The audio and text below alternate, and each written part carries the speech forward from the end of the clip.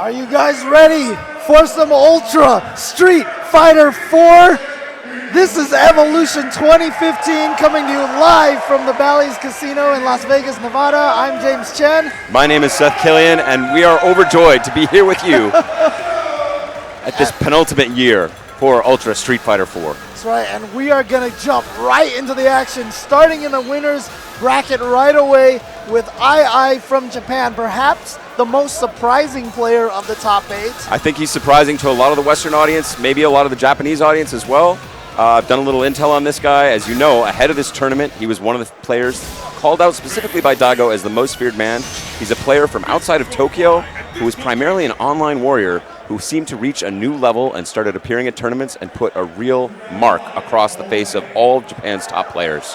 Well, now he's putting a mark on the entire FGC map, but he has to go against a former champion and one of the most dominant players in Street Fighter 4 history, and that is Infiltration. I love the bravery opening from Infiltration. He walked straight at II, said, "You will not have a chance to charge any of your fireball shenanigans." Well, tried to punish by going through that fireball, not in time. As a result, II is going to get some damage here. And I do think II has weathered the initial storm. Infiltration tried to go hard at him right from the start.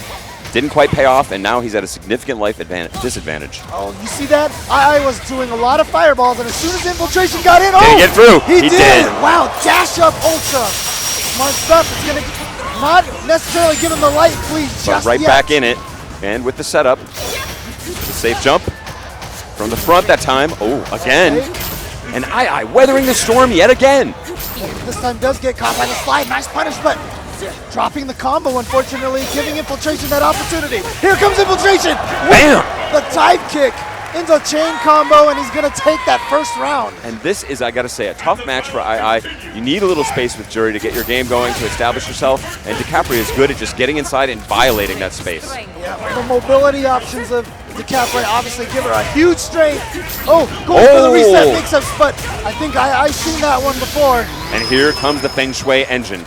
This Ultra, for anyone that doesn't know, allows all of her moves to chain as well as speeding her up, but Infiltration handing it. Yeah, and look at that. The timer is just running out and read that overhead just perfectly. Here comes Infiltration. Just a little bit of life left. Might not even have been a chip, but he's going to take it. And II looking serious here. Yeah, and you know, a lot of people out there haven't really gotten a chance to see a lot of high-level Juri. In fact, no, a lot of times, exactly. You know, I've mentioned in the past before that I felt like Juri's a strong character. A lot of people ask me why. Well, II's here to prove to you why Juri is just as strong as all the other characters. But as we said, this is a difficult matchup. DiCaprio with both good reversal options and great movement options, which is the perfect recipe to violate a character like like Juri, who needs the space. Yeah, and interesting, activating Ultra very early. The timer is a lot shorter when your Ultra meter's not full. And here it comes. Oh, he's going to go right straight into the Ultra. Ultra. Is this going to be enough to kill? It's going to come very close.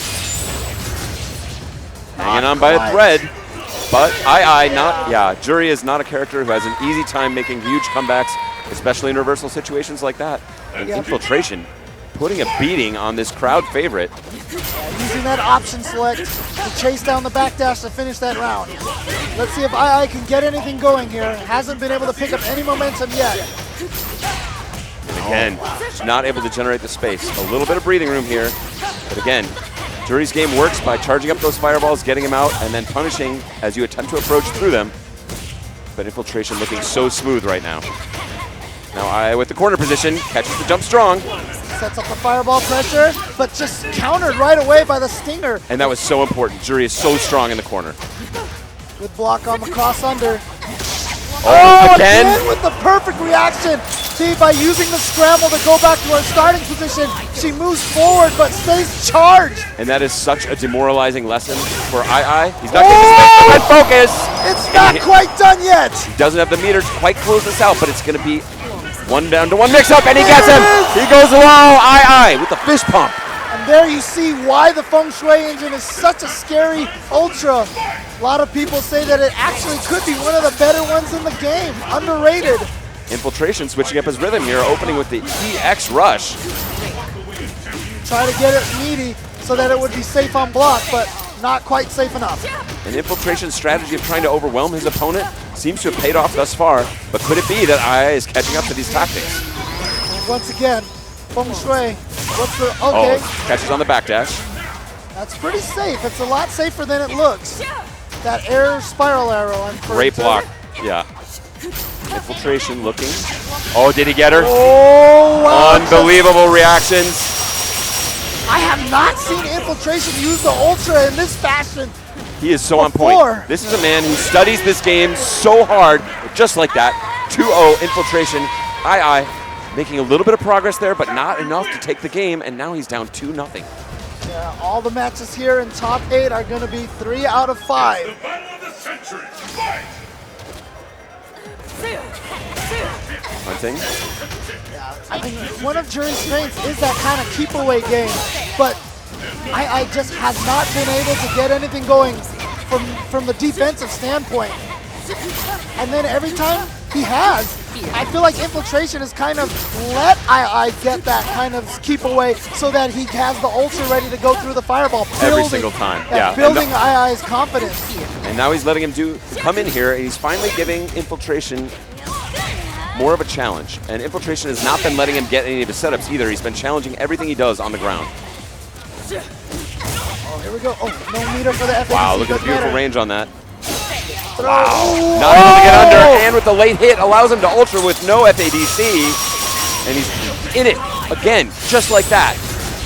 Yep, one mix-up. What's the mix-up here? Oh, gets but it out. stays active so long.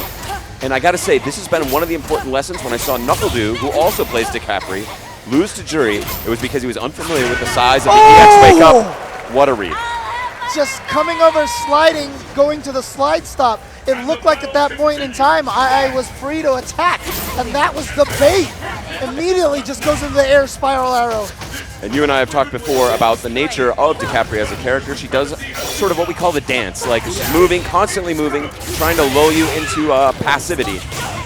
Gets him low again, and now that corner pressure. But again, Infiltration challenges it right away. Not going to let any of those true or false block string shenanigans get started here for II. Speaking of shenanigans, this is a dangerous situation. He's going to be able to chain out of that overhead. One more mix-up. It's all II needs. Went low, delayed it, but Infiltration sniffed it out. Ooh, just ran out. Oh, no, not again. Down again. Don't jump away. And will that be it? Infiltration. That is going to do it. Unbelievable. Infiltration, incredibly strong. II reeling. Yeah, that expression says everything. And that is going to leave a mark. So II not out of this top 8 by any stretch. He's in the winner's bracket, so he'll be headed down to losers. We will see our Kappa II again. But that is going to leave a mark for sure. He's got to do some homework. Now, the next two players that we have coming up. I mean, look, we've talked about this before. Bloodbath, you know, this whole thing, you know, people should make it, Bloodbath, whatever, Grindhouse, horror movie. But you know what? Of the names out there, of like the maybe 100 players who all deserve to make this top 8, 2 of the favorites who could possibly have made this, who a lot of people probably would have picked, are coming down to sit down here and face each other in the winner's bracket, and that is, of course, Mad Catz Tokido and EG Momochi. Momochi, I think, honestly, he's always been right there near the top. He is playing the best Street Fighter of his entire life, in my opinion. Yes. Over the course of the last year, has elevated Ken, a character who got a few buffs to sort of take him over the edge, and has really put himself on the map in a huge way. And of course, Tokido needs no introduction.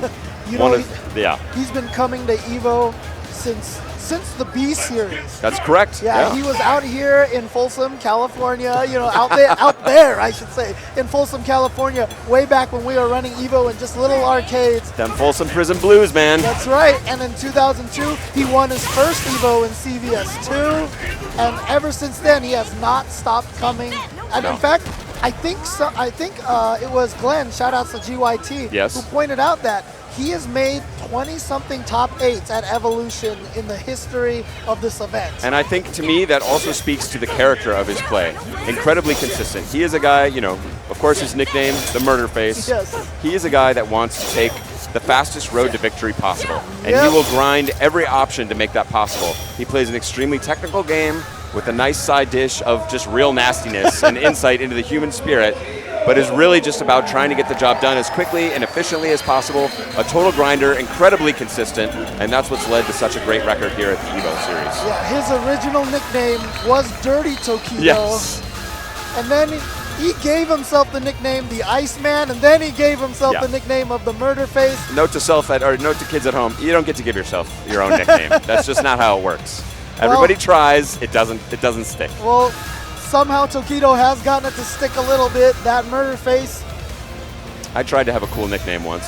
Tried to be like the Dominator, and no one calls me that. Everyone just calls me by my full name too. No one calls me Jay Chensor or JC Hensor, you know, as Mike Ross has called me before in the past. These guys, I like Momochi's eyes here.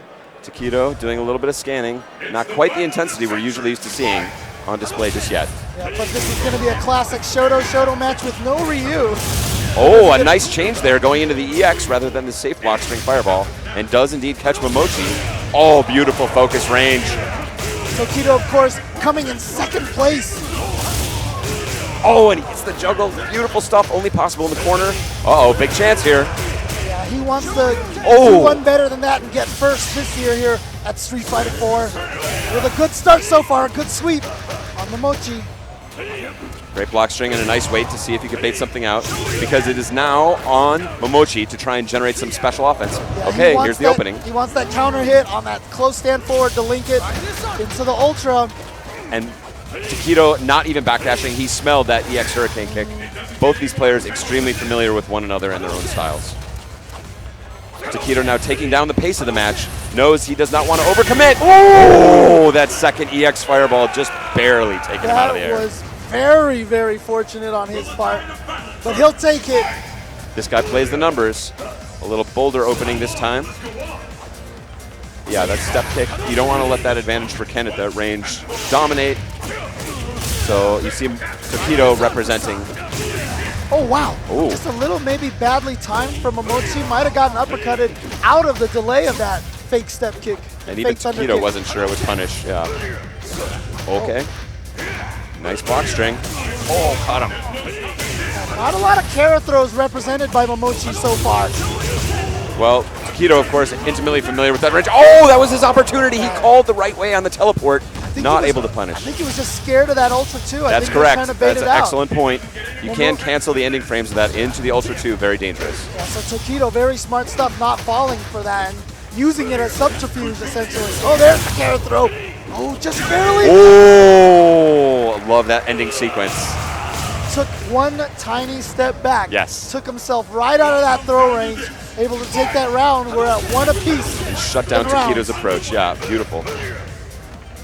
And two very different rounds, but two very different styles. And I really like the adjustments there from Momochi. Great tech.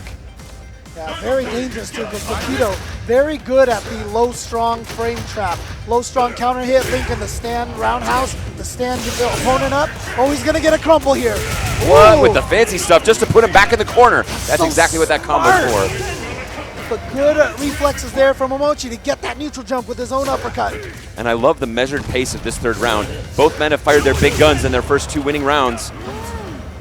And now want to take those. Oh, that's an opportunity. Ooh. He could have gotten a jump kick. He really wanted that deeper jump in to get a full combo. Cost him his opportunity, but still with a huge life lead. Oh, and that Kara throw misses. Oh, he just jumped out. Incredibly smart. Incredibly smart. That could be the round right there and game one. Yes. Because now he has the space he needs to stay out of trouble. Here's the sweep. Also, Takedo needed his one combo into Ultra 2, though. Oh! Denying it. Says, no, there's not a real block string. I can poke my way through this. All I need is the one hit. Beautiful play from Momochi. Takedo nodding his head. Okay, Saying, now all we're right, you got that one. now we're seeing the serious eye from Takedo. Almost kind of like a little grin there, like, you think you had it, but just you wait. Oh, great cancel. Bar standing fierce, one of the buffs. Oh, and he baits it out for a full punish. Now we've got to watch out for danger Dizzy. at Dizzy, yeah. That's what he went for. That's why he went for that overhead. Momochi smartly just getting out of there, getting out of dodge. And everything your opponent knows as a smart player is something you can also know and try and make your adjustments. But this round looks like all Takedo so far. Yep. Mad Catz, Takedo, in dominating fashion. I mean, that was a smart choice there. Now, Momochi could have got away with it, maybe with an EX uppercut, but he probably knew Momochi wouldn't want to waste the meter on Exactly. that escape on such a dire, dire Yeah. situation anyway. Bad life deficit. Oh, and looking for the counter hit there. Oh, what a Beats it out! bait! And an excellent punish from Takedo. Yeah, knows the distance. Oh, what a whiff punish. Takedo, so on point. Okay, uppercut, creating the possibility now. Wow. And he has to take those kind of chances now. He knows he's down. Great punish. Momochi is definitely representing a lot of uppercuts now. He's trying to get Takedo maybe to stay still a little bit more. Oh, big That could be it. time. Takedo evening the score and looking fantastic. Oh, look at him. He's a happy camper. Stretching. Momochi's like, I'm sick of this guy. I love that expression from Takedo. I do, because that's showing that he's relaxed, that he's confident. That was such a confident last round. And you see him doing his own little dance, throwing out jabs. Again, trying to bait that reaction. Momochi with incredible reflexes, but was made to pay for them a few times in that last game with some errant uppercuts. Takedo just looking in total command of his character and denying the openings.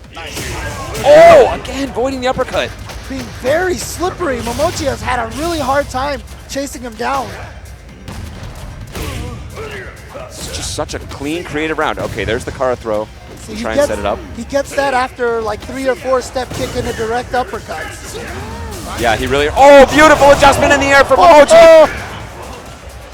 If he had hit any other button, that would not have connected, but he made the decision in the air to switch to the EX Hurricane and found the opening he might need to take it back from a dominant start from Takedo. Oh, there it is. Wow. So there you see it. Like I said, last game, he represented uppercuts so much. And After you the see- step kick, yeah, which is a great opening move to get inside for Ken. And then all of a sudden, you see now that he's gotten Takedo thinking about those uppercuts in those situations, he went for throws so much more often. So setting himself up for future games. Even in a losing game, you could be building some strategy Exactly. for the future games. Putting some ideas in the mind of the opponent that you can cash in later. Oh, Oh, stays crouching, smart. yeah. He didn't want to challenge it because he knew he could get that mix-up again from the EX spin kick.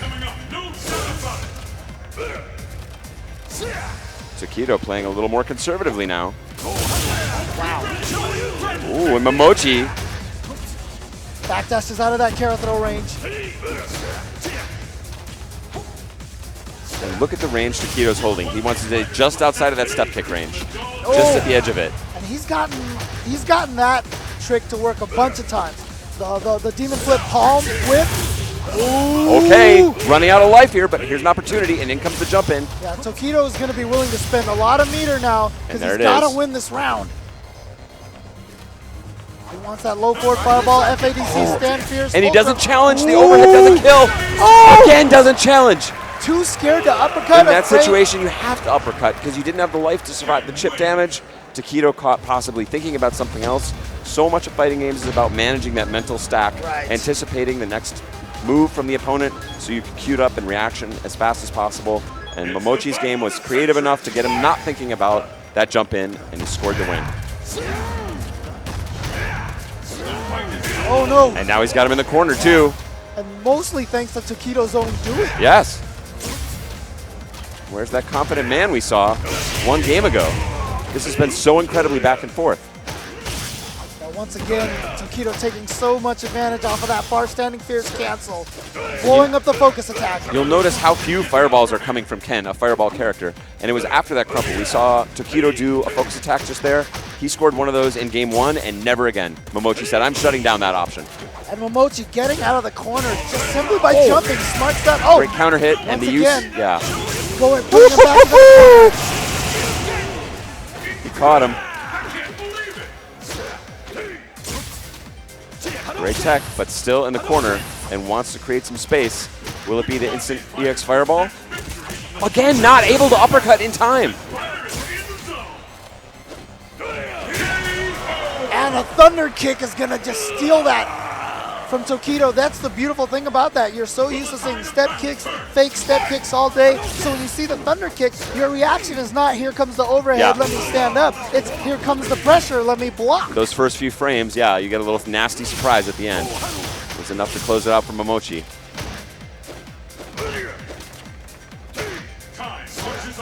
Okay, and you see the ebb and flow of Momochi's Of decision. the choices. After that step kick, you get a brief advantage, so you can try and go for a throw, or of course the uppercut, which will counter anything that Takedo does. Yeah, and he went from uppercut a bunch of times to Yes. throw a bunch of times back to uppercut. That's the essence of the fighting games. Oh, got him.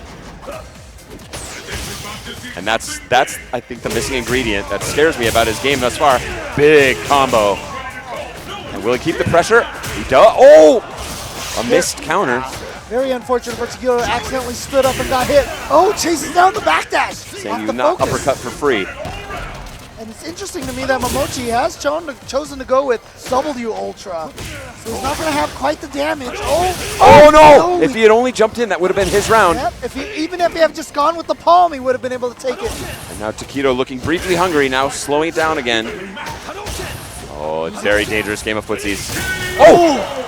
Just switching up the rhythm right there. A little bit of a low percentage sort of surprise move, and catches Momochi possibly sticking out a step kick.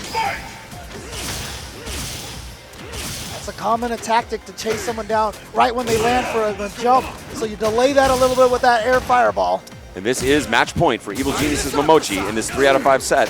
Takedo must win here to survive. And there you saw the reason why Takedo was scared to uppercut. He did, and the Hurricane still managed to get behind him. Yeah, it's a very, very slippery move. It's very risky to uppercut, but there are certain situations where you must challenge it. You can't let him have that air superiority.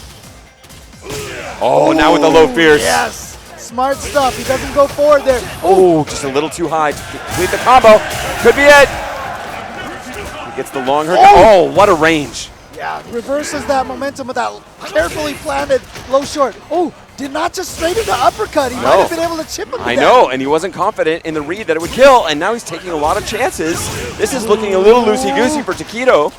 Nice backdash, but still, Momochi's- getting cut. The nerves are catching up. Oh, look at him again. This could be it. Does he have enough for the chip out? Oh, he catches him. And that's Momochi with a clutch comeback, and he's gonna take it over Takedo. And you see Takedo shaking his head, knows that he gave away that last match. He just Exactly. got nervous, ate an EX fireball, ate a carrot throw, and he started playing more not to lose than he did playing to win. You've nailed it right there. He understood his situation, and this is the liability of a numbers cruncher like Takedo. He understood the situation. He wasn't positive he could win with the chip out in a guaranteed situation, so he decided to play conservatively. Momochi smelled that immediately, took full advantage. Takedo maybe a bit flustered and let the whole round slip away. He's not out of the tournament, but he's going to the loser's bracket. There was definitely blood in the water.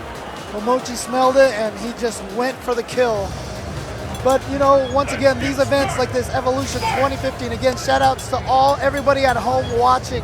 But we cannot put these events on for you without all of our sponsors. Shout outs to Mad Cats, of course. You see them, they're always bringing Takedo to all the different events here, but they're also making sure that we have these events by sponsoring these events. So check them out at madcats.com, especially for their line of products. They're going to have a bunch of new stuff for Street Fighter V. They're gearing up hard. Check that out. Yeah. Incredible bunch of guys and an incredible team that they put together in terms of fighting game prowess. Very excited to see them. And speaking of fighting game prowess, taking the stage now, Nemo, another one of these players that's just completely unbelievable. The way he sort of rocketed up the rankings in terms of Japan and their online tracking of everything, playing Rolento, really put it on the map, and has just a really natural style with the character. Explosive, very hard to pin down. Yeah, even in games like Ultimate Marvel vs. Capcom 3, he started showing some prowess in there as well. This is one of those just truly gifted players. PR Rog looking a little, he's got to give him a nasty side eye there. I like it, I like it. PR Rog, my poor explanation here is no matter how high the glass of skill is filled, PR Rog is the duck that floats to the top. You cannot outclass this guy when he's on his game. Even during his supposed, quote, retirement. Yes, here he is in Evo Top 8 in the most difficult bracket and tournament of all time. And I do believe between him and Gamerby, both here in the losers bracket, they have the most top 8 finishes of Street Fighter 4. Two very consistent players. PR Rock just with one off year last year. It's true. And that rush punch is going to be one of the stories of this match. He's got to try to find a way to rush through the Nemo's offense. So if he can guess correctly, That's where he wants to be. Nemo, of course, having to do that dance. Threaten with the knives, the hop back. We said it earlier in the weekend. Rolento, just a character who wants to stay moving, stay kinetic. Oh, he got caught. Surprised him with that. Oh, he and the goes for reset. So smart. Great block from PR Rog again, but that time not sure what side he was going to land on. And then, of course, Balrog, once you cross up, you lose the charge. The charge is gone, yeah. And then it becomes so hard to know which side to defend on, because that's the only option Balrog has. PR Rog going hard there, spending the meter. Trying to get the stun. Oh, with the overhead surprise, but not able to complete. Something in his mind told him he did it too late, and he blocked successfully. Oh, I love that idea. Beautiful weight. And that jump back roll for Rolento. So much priority, even hitting guys out of the air. Goes for the reset! And Nemo finds the dizzy. That was incredible. It all began with that jab roll that stopped just in front of PR Balrog. Confused it for just a brief moment, and now that great opening from Rog could be slipping away. What? No. Oh, he just chased him down. That was a Hail Mary. Oh, not a proper punish from Nemo, but Nemo's going to take it with the armor break on the EX roll. And Nemo with, it looks almost annoyed that PR Rog would try and hit him with that ultra. It's like, look, we're in Evo top 8 here. You're not going to catch me. I'm not going to do a move that you can just full screen ultra like that. PR Rog nodding his head. Remember, this is 3 out of 5. Nemo at 1 game needs 2 more to win. PR Rog looking to tie it up now here at Evolution 2015. And that's been the bane of PR Rog's existence here. In terms of reversal moves, that was a genius jump back. The rush punch allows him to penetrate the defense of Nemo, but his reversal options up against this kind of pressure, very, very weak as boxer. Oh, wow. Accidentally corners himself. PR Rog, that time? That time? This Yeah! All right. What's one more mix-up for PR Rog? Oh, he goes low! The non-mix-up mix-up. Taking a page from his teammate Justin There Wong. you go. Always go low. Using Good that challenge. armor again to go through the knife. Yeah. He just wants to mitigate the threat. The frame advantage that Rolento gets off of the knife is so key, and PR Rog just doesn't want to give that to him. Nemo coming out on the on the upside of these exchanges thus far. PR Rog with a little drop there. Wouldn't have amounted to much damage, but could corner Rolento, which is super critical in this match. Oh, surprised that PR Rog just missed that punish. Nice, snipped that out. And that's so important because that was the time he got lit up in game 1. I think that was supposed That's to a be punish. He missed it, but he's not gonna miss it the second time. He says, "You give me the second opportunity, thank you, I will take it." Oh, he baited it out, but not able to punish, and he's gonna get hit with the ultra. Wow! What a turnaround from Nemo! Great reactions from Nemo. Is this enough? It is. Beautiful stuff there from Nemo. With the reactions to know that if he does get the bait for PR Rog to jump, he can just ultra him raw right out of the air. And it all connected. A heartbreaker for PR Rog, who played a great round to that point. And now Nemo, smelling a little bit of blood, is going in hard. Great anti-air. Oh, missed link there from PR Rog. The danger moment now for Nemo. Even though he's got this huge life lead, he does not have the resource lead. PR Balrog standing a lot of meter. But he has that corner position now. That's what he needed. Good punish. That was a brilliant punish.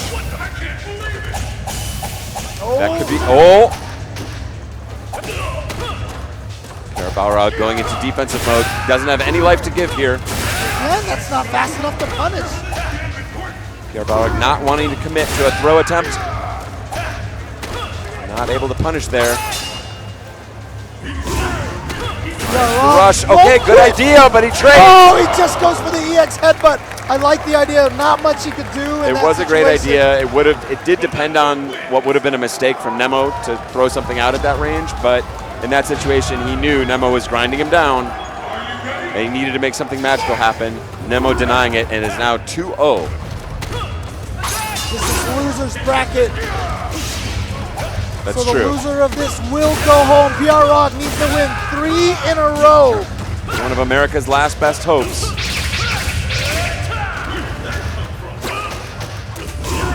Gets under that time, finds the opportunity. He's done well with the opportunities he's had, but again, part of the strength of Rolento is just denying you opportunities. Yep, just like that. And Nemo, just such a smart player, as you mentioned. one of the smartest and craftiest as well. And what this set play with the knife setups allows him to do is think 2, 3, 4 moves, sometimes even ahead in terms of what the opponent's possibilities are. It just makes him so tough to beat.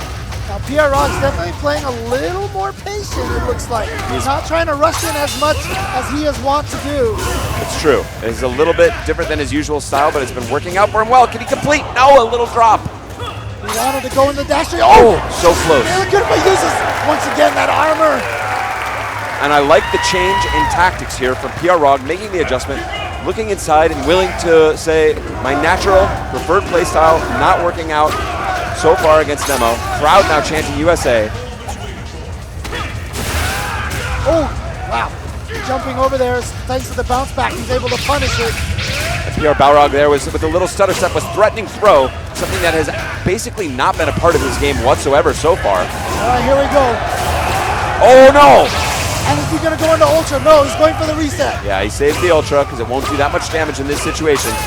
Oh, Pierre Rog got caught. He got and the full combo off that, but nothing off of that. EX knives, tries to go for the overhead, doesn't quite get it.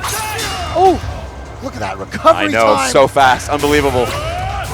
Oh, he caught him. Throws him out of the armor. That was a great decision. And then the pogo bounce puts Nemo at match point. Black Eye Nemo looking positively evil up there.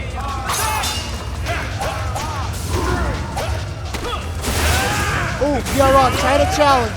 Got caught by it though. Pierre Rog doing a lot of backdashing here, wants to find his footing.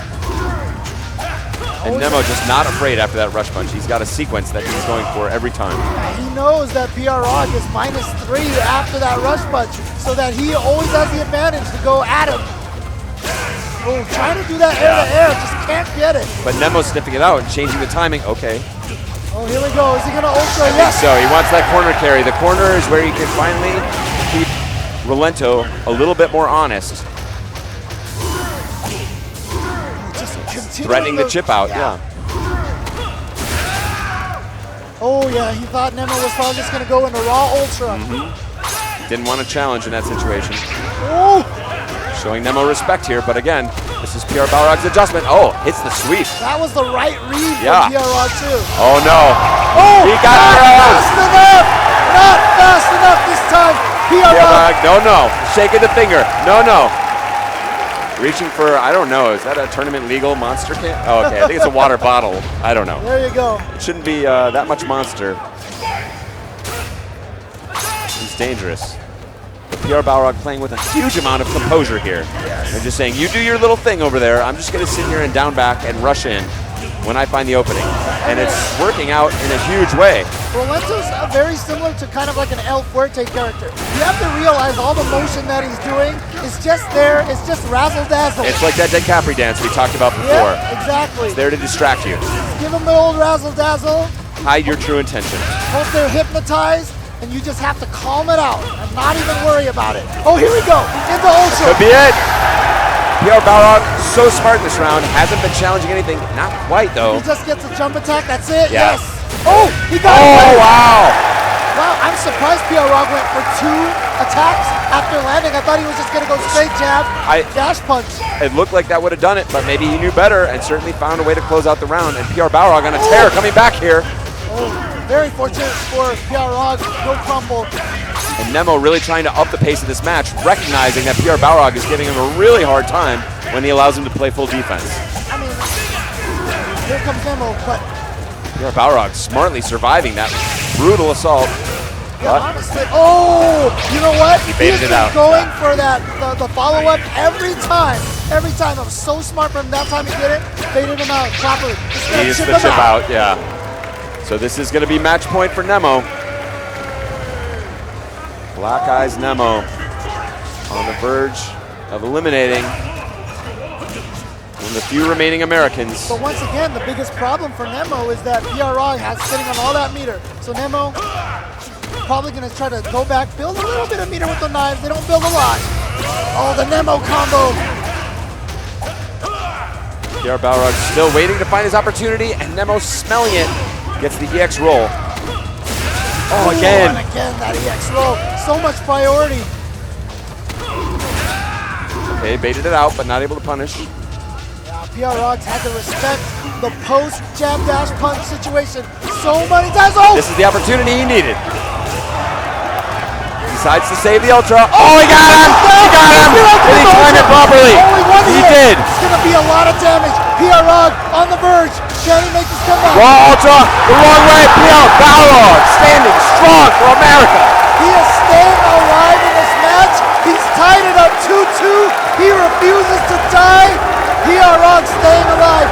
Nemo trying so hard right now to send him home.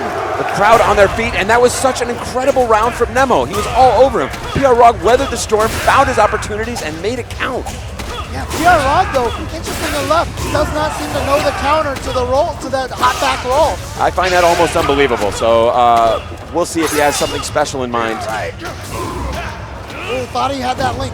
Not gonna get it. Now here again, all Nemo, and Nemo trying to keep the pace high, not allowing PR Rog to play too much of his defensive down back game. Nemo has been trying very hard to get that jump pierce and land at the different sides. PR Rog doing a good job so far of knowing which direction to block. And a Here great comes anti-air Nemo. to a throw, yeah. All right, here's an opportunity. Oh, he tried to catch the back dash. Yes. Gets punished. Yeah, just chip out time. Yeah. And barely the last hit. And the crowd silenced very quickly by another great performance from Black Eye Nemo. Nemo it's has match won. point. He has won the first round. Well, actually, no, he did not win the first round last time. Never mind. And again, smart use of that EX roll. Nemo has been pulling it out every single time when Rog has not been expecting it. And PR Balrog's forced to use meter on those tricky situations from Nemo every time just to escape. He knows he's not going to hit him. He just has to use it just to get out with the armor. Yeah, and again, Nemo just has not been punished for doing the hot back roll. There just hasn't been any reason for him to stop. And so it's really smart that he continues to use that as one of the key components of his offense. Agreed. Balrog looking confident here. Does not want to be shaken out of his game, does not want to be fooled and drawn into Nemo's dance of nonsense down there. And there it is. Ooh, That's great. what he's been looking for. What a reaction from Nemo to be able to get that slide to combo. Oh, and he gets the proper punish. Wasn't confident in it. Oh no! Catches him PR low. Balrog with the right call on the jump back, but not able to punish. Nemo picks it up with the combo. Still anybody's round. Oh no, that Great could be shot it. into the Ultra. Here we go. Is this going to be enough? Has Nemo sent PR Balrog home? Not quite. Not yet. PR Balrog stays alive. And he's just building that meter. He wants to. Okay, there's the roll. Oh, he's trying to shut do down. a chase down. Not going to happen. And Black Eyes Nemo is going to move on in loser's bracket. It'll be a 7th place finish for Evil Genius's PR Balrog. An incredible run, especially for a man who claims he's retired. I gotta say, it was an incredible set. After the explosive start from Nemo, I thought PR Balrog made a genius adjustment, not only because it was effective, but also because it was contrary to his preferred playstyle. Right. He was willing to analyze the situation and realize, I need to take it down a notch. Every time I'm getting into these scramble situations, Nemo's 3-4 moves ahead. He's got this all figured out. His jabs, his reversals, these are better. I'm going to take it down a notch and just turtle it up. And he was able to make that run, pick up a couple of games, bring it even again, and then Nemo just not quite able to get it done in the end. Nemo also realized that, decided to turn up the pace of the match, say, this guy's trying to turtle back here and sit, just chill it out. I'm going to take it to him, and he did. So, incredible game. Speaking of turtling, check out turtlebeach.com for your headsets here. Again, another one of the sponsors of the Capcom Pro Tour. They, you can always see it, the players on the stage for all of the Capcom Premier events using the Turtle Beach headsets. Yeah, wouldn't be possible without them. Great way to drown out the jeers and the cheers and stay focused on your game. Up on the stage right now, of course, at least one man who needs no introduction to the EVO faithful. It is GamerB, who made his first big splash on the EVO stage, making just some incredible dents, and another guy that's really been remarkably consistent in his run here. Are they started? Oh, this is still button checks. Okay. No, but I mean the interesting part is that GamerB actually made his splash into the scene by beating Justin Wong, right? Justin Wong, I believe, who said exactly like, Adon is a terrible character, yes, and then was denied making it into the top 8 at EVO by an Adon player by the name of GamerB. Here's the interesting thing. He took out Justin Wong to make the splash. that was one of the 2009 grand finalists. Yes. To make it into this top 8, he defeated Daigo Umehara, who was the other grand finalist from 2009. So Gamer B has defeated both of those players to make it in the top 8, And 2 Daigo, separate years. he had called out Daigo specifically as one of his great demons. Daigo has put some nearly embarrassing beatings on him before. Now this is a very tough situation. Of course, Gamer B's opponent, we should say, NuckleDu, Team Liquid's NuckleDu. This guy, as far as the young up-and-comers, easily #1 in America. Oh, yeah. But for my money, maybe the best playing player in America, period, right now. Exactly. He is on an amazing level. Unfortunately, okay, well, we got some shenanigans going on the select screen here. Gamer B was threatening to play Elena, one of his great characters, who is incredibly nasty for Guile, like an incredibly difficult fight. But now strangely seems to have gone to Adon, maybe opting for a more honest fight. And as a little history here, Gamer B's actually been trolled by some of the strong Japanese players who made fun of him, saying that he was just playing the numbers and he couldn't really win. He wanted to get that huge Wow. natural character advantage by playing Elena up against characters that she really dominates. So maybe a little bit of salt in Gamer B, causing him to make perhaps imperfect decisions here or suboptimal decisions, choosing to play an honest match rather than a character advantage. Well, in terms of the Capcom Pro Tour, NuckleDu is the highest placing American in that points tally right now. Wow, what a flash kick. If he had done the short Jaguar kick, Jaguar Tooth, the flash kick probably would have missed. And NuckleDu, known for his explosive sort of offensive style Guile, it looks like he's playing some Street Fighter 2 here, holding firmly down back. Now here he comes, trying to battle his way out of the corner.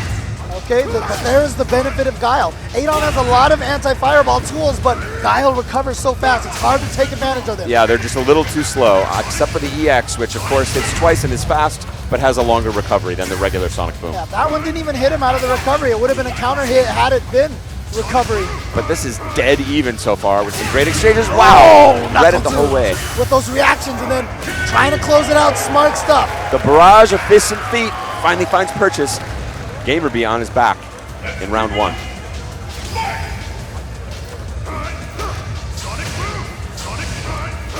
Looking for that donkey kick, but Gamer B's spacing on that jump in was perfect. Oh, wow, backed off to get out of the throw range, then with a straight to the face. Oh, but he here fine. comes Gamer B. And now threatened Dizzy, but this is also just a really dominant position. Very difficult for Guile to come back.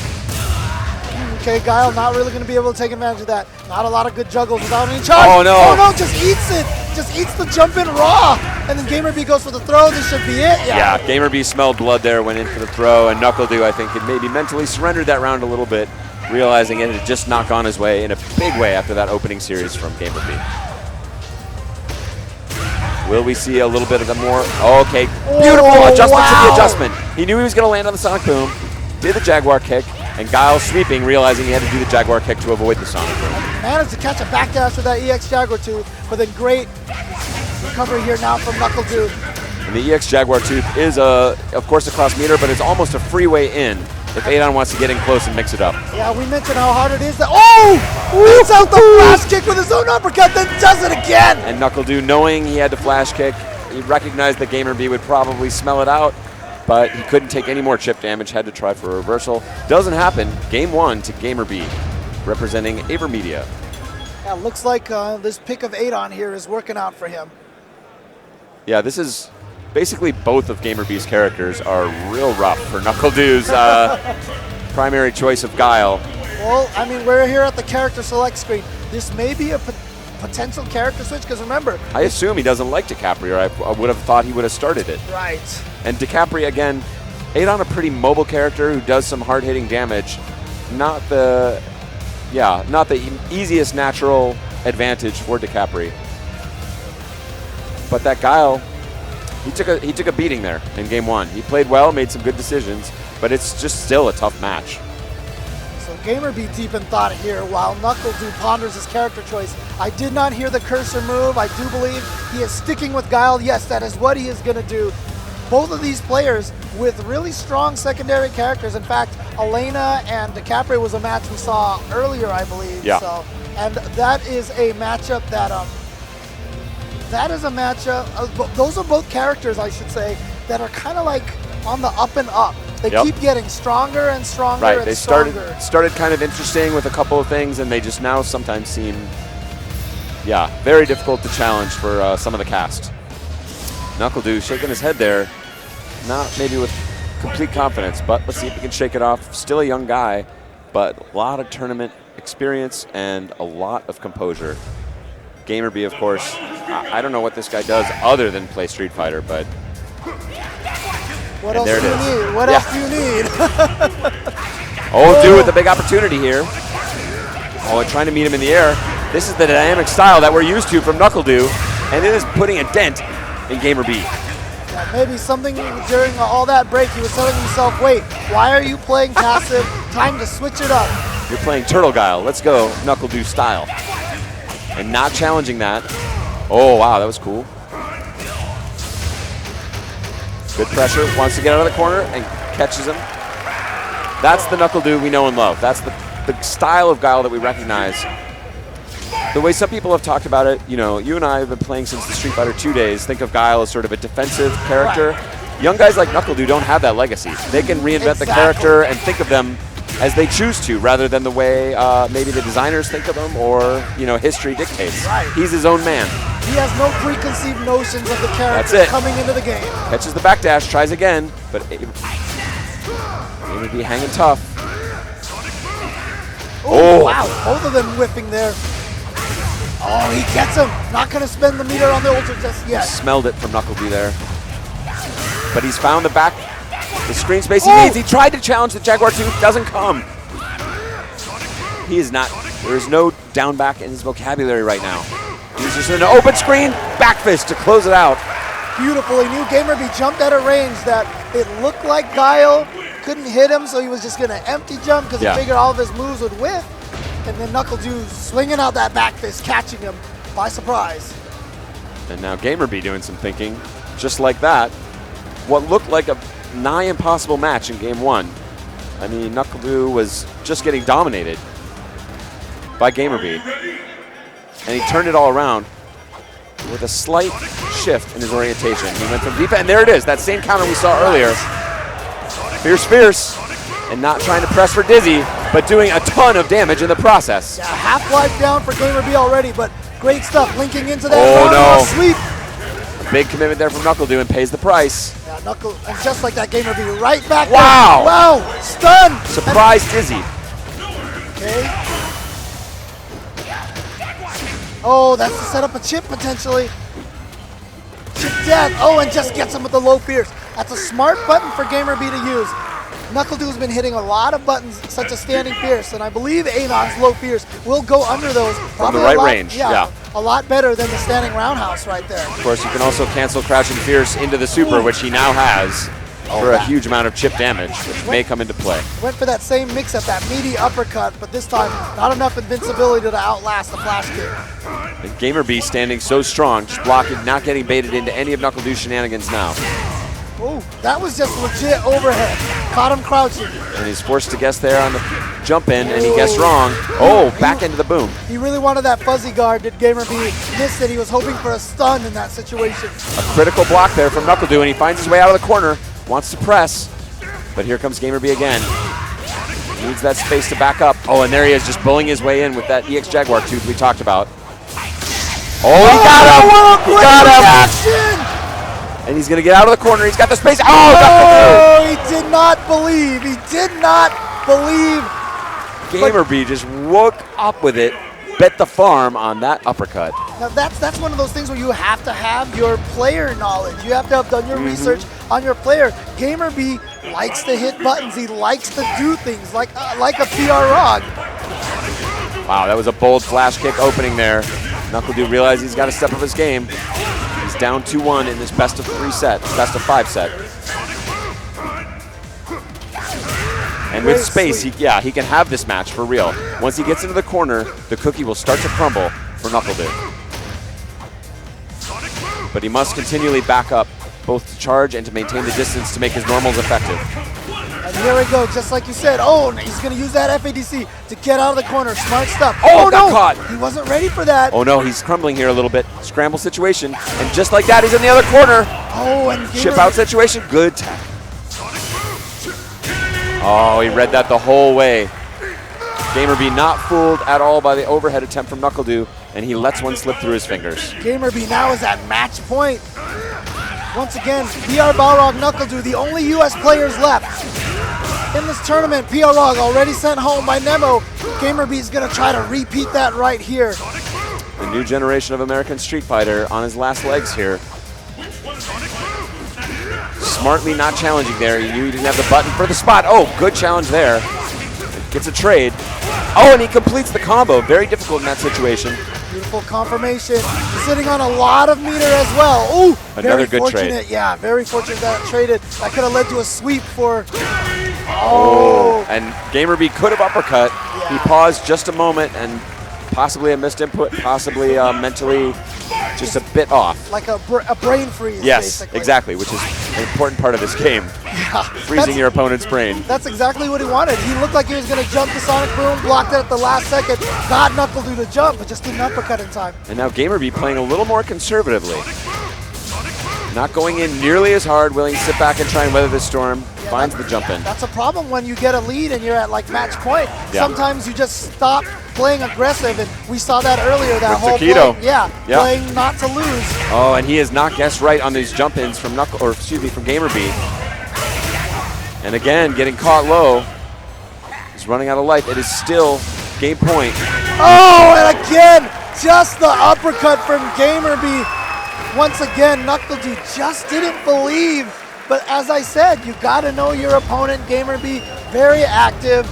You know, even with Adon, as opposed to someone like Rolento or Fuerte, very kinetic with the character. And I got to say, just on the numbers, you know, fighting games often compared to some sort of mix between speed chess and poker.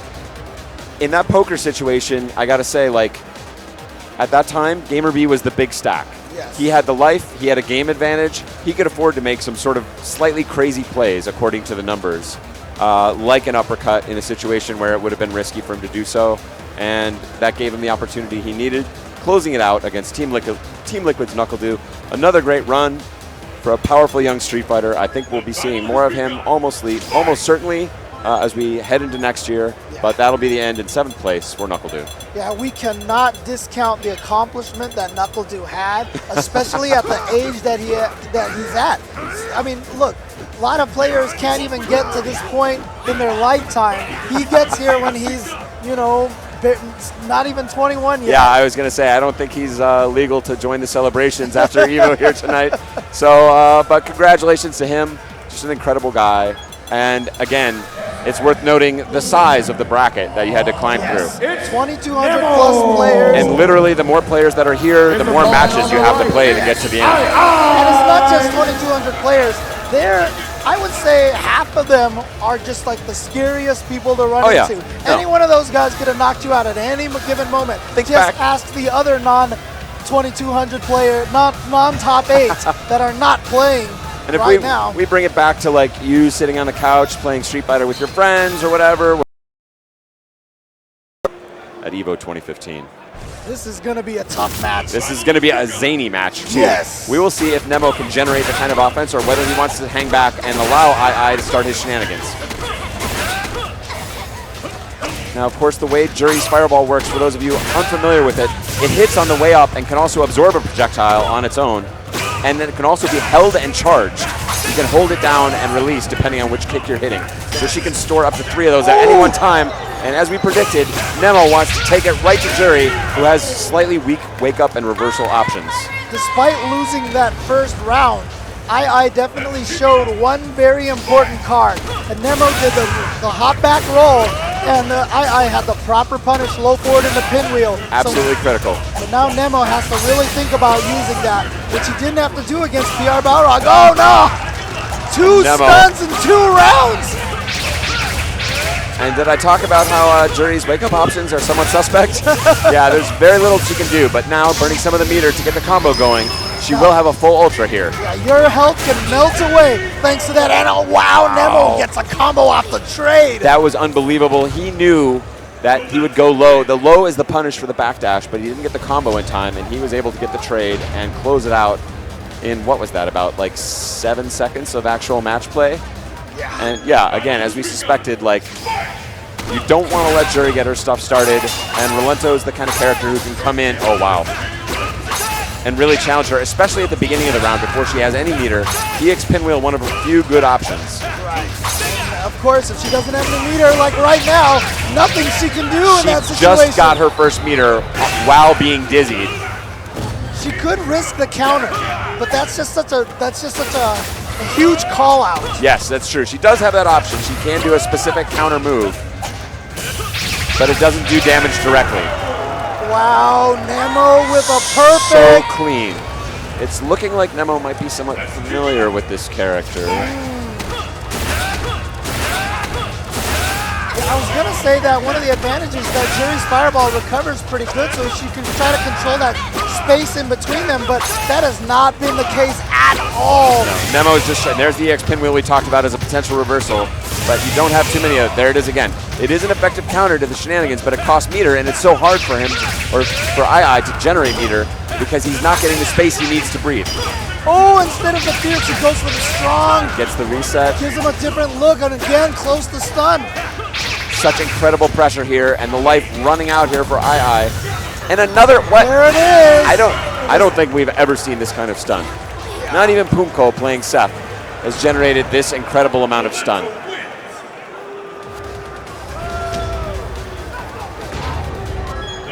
Now Black Eyes Important Nemo, message from a sticker there for everyone at home. right there on the verge of advancing on in the loser's bracket. And look at that clean counter. He had that stand fierce for Rolento queued up, smelling she would do the counter in that situation. Are we gonna see another stun? It's okay.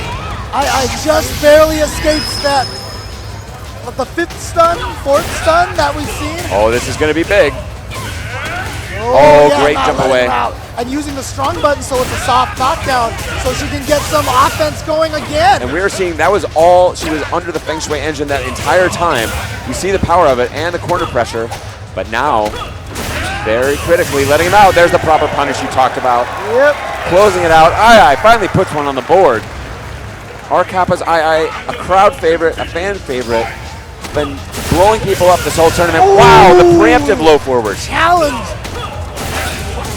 What an adjustment from this guy. Oh, are we gonna see the stun the other direction? What? There it is. There it is. And the crowd feeling it. Will it be the super? No, he's not going to get that crazy. Yeah, it wasn't gonna do a lot of damage, so he's gonna save the meter. But now here comes II getting the jump attack. He's on the board. He realizes, this guy's going to turn up the pressure on me. I'm not able to get my defensive game going.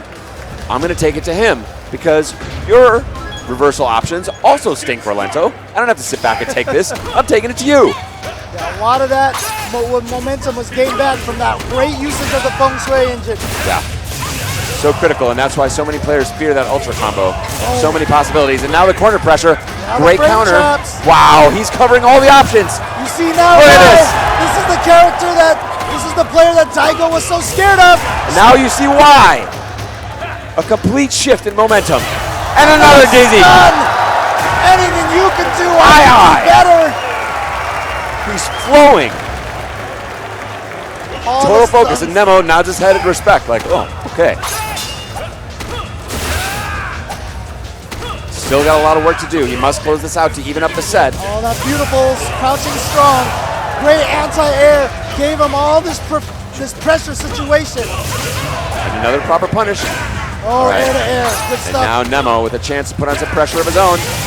EX Pinwheel finds the mark. Oh, missed the jump Challenging. fierce. Yeah. He knows his life is running out. He's running out of opportunities. Oh, the frame trap, Oh, but and he he didn't missed. get the He combo. missed. And there's the what? No punish. No punish. Nemo has Can he an opportunity. steal away? Oh, cross up, no ball. Oh, he starts it down again. No, you will not roll in here. 2 games to 2. R-Kappa's II putting Black Eye Nemo on his heels. Nemo is trying to advance in this tournament the hard way, going up 2-0 against PR Balrog, having PR Balrog come back to tie it up 2-2. Going up 2-0 against II, and then letting II come back 2-2 again. People are figuring Nemo out here as this goes on.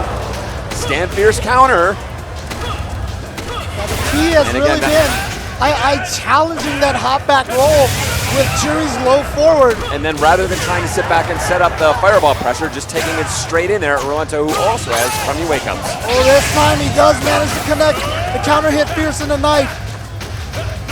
Here comes Nemo. Can he survive it? Yes. Beautiful stand short, which covers so much space. And the Feng Shui engine is active. Oh, he got him! He got him! That could be it! Right down to the wire. Oh, no! Oh, that hot back roll, like I said, so much.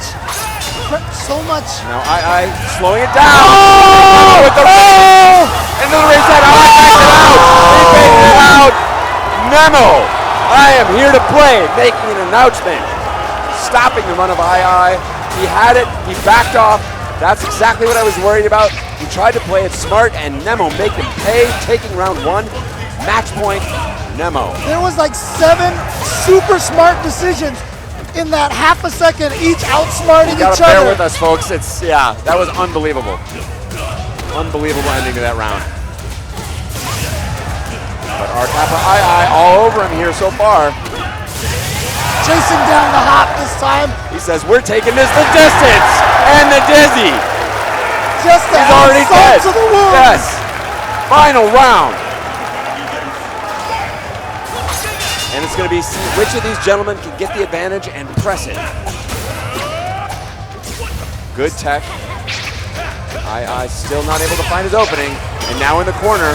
Oh no, it's a Reddit. block. It's going to be close to stun. Huge punish there from Nemo. Makes Oh, the he got him. overhead. He got him another Makes the stun. overhead. And that's what's going to give him the stun and the game and the entire match. And the boos are flowing. Everyone respect the play from Black Eye Nemo, but the crowd favorite. What was that? What was How did that guy get up on the stage? Oh, that guy is going to be He's in gonna so catch a much beating trouble. later. That is Chris Lee. He's not the friendliest of guys. Someone penetrating the airtight security of the Evo stage to run up for a quick selfie with II. I'm going to expect to see a straight football tackle the next time something like that tries to happen. I imagine that man is just laying flat like a pancake somewhere off stage to the right. Just be slowly peeled up. So you can see in our bracket here, Nemo advances to loser semis. And up next, it's going to be Mad Catz Taquito versus Aver Media's GamerB Now, to see who will face Nemo. at South by Southwest event, GamerB did really well at that event, got very far, and part of the way of getting there is he defeated Daigo and he defeated Taquito. And after he beat them, he was so happy. He said those 2 players are his demons. And so he was able to defeat them there. He's already repeated 1/2 of that here. One demon dead. Yep. But now he's got another demon that he's going to have to go up against. And that, of course, is Taquito. And can he do this? Demons coming in too. Yep. But again, this is, there's winning the championship and winning, great prize purse and money and, celebration and all that. But then there's winning in a way that really proves something to yourself as a human being. Exactly. So it's not, Exactly. I remember that going back to the days of the arcade, like the guy you could never beat before, you finally are able to beat him, then you're not just beating him, you're sending him back to the change machine regularly. Right. And you just know, that guy is off my radar anymore. I don't have to fear that guy anymore. And that's what GamerB is trying to struggle with here to try to achieve. Again, known as the Bee because he's one of the hardest working guys, works like a bee, which I guess work very hard. I don't know what insects, I think they go on vacation or relax or something like that. It's not like those wasps, those lazy wasps. Lazy man. wasps. Look, let's not be waspists. Fair on the enough. stream. Fair enough. No spreading stereotypes about wasps. And Elena, again, one of GamerB's great counterpick characters. We've seen she's so difficult to approach. One of the fastest, most dangerous low shorts in the game. She's going to be hitting that button a lot, as well as a variety of quick overhead attacks, very difficult to block. And just incredible foot speed to add to it, making her very hard to pin down. She does have not the strongest reversal options as well, so You'll see that a lot from Elena players. They save that meter just for EX scratch wheel, Yeah. for wake ups and anti-airs.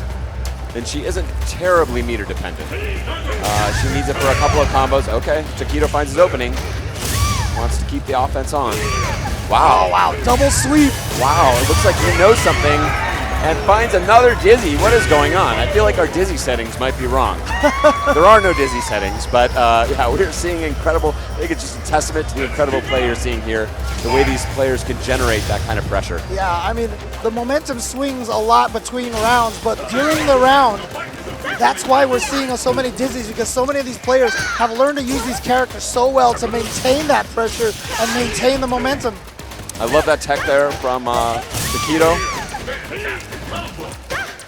Again, Takedo, of course, inventing the Akuma Vortex. Wow! Oh, not what a through. trade! Takedo smartly slowing down the fireball to counter that potential, and GamerB falling into his trap. Unbelievably smart play from Takedo. Yeah, if he he has had done used his homework. if he had used the regular fireball, She would have sailed through. Yeah. but he used the red one instead, And not only, Oh! oh no, it's gonna go right into another Ultra. Ultra. She'd already powered it up again.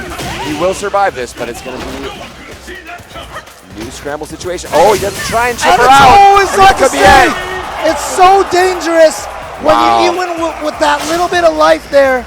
As long as Elena has that one bar, you have to worry about the EX Mallet Smash, and that's exactly what GamerB pulled off. Now that slide causes really weird Hit block stun, stuff. yeah. It's a very unusual move. What scares me about that game one for Takedo, not just that he lost in the same way that he lost previously, where he tried to play conservative, tried to play smart, Right. backed off a little bit, and then had another great player steal it away from him. And that starts to really sting after a while. You don't want to leave this stage trying to have played the numbers and trying to play smart. You want to play your absolute best game, and I'm not sure that's quite what Takedo has given us. He's given us that game all the way to the ending point, and then he puts on the brakes. And you know GamerB is not the player to be shy about taking advantage of your mistakes. Oh, Daigo no. had a one frame miss on the punish, and he ate a raw ultra, and that's what got GamerB in here. He's gonna take everything he gets. Takedo's gonna give him That's going to be just like all out of range. Takedo again. So smart. Recognizing the ultra choice from GamerB, he's picked this ultra specifically to punish my fireballs at range. And now Takedo using a little bit of jiu-jitsu and turning that potential advantage for GamerB into a liability. Oh, and knew that he was gonna try to focus dash through there. Was all ready with his own low forward fireball to intercept the forward dash. Takedo now switching up the style with this just total fireball assault. Smart block. Nice challenge from Takedo, gaining the advantage back to his Oh. side. Thought it was going to be maybe a cross-up hurricane.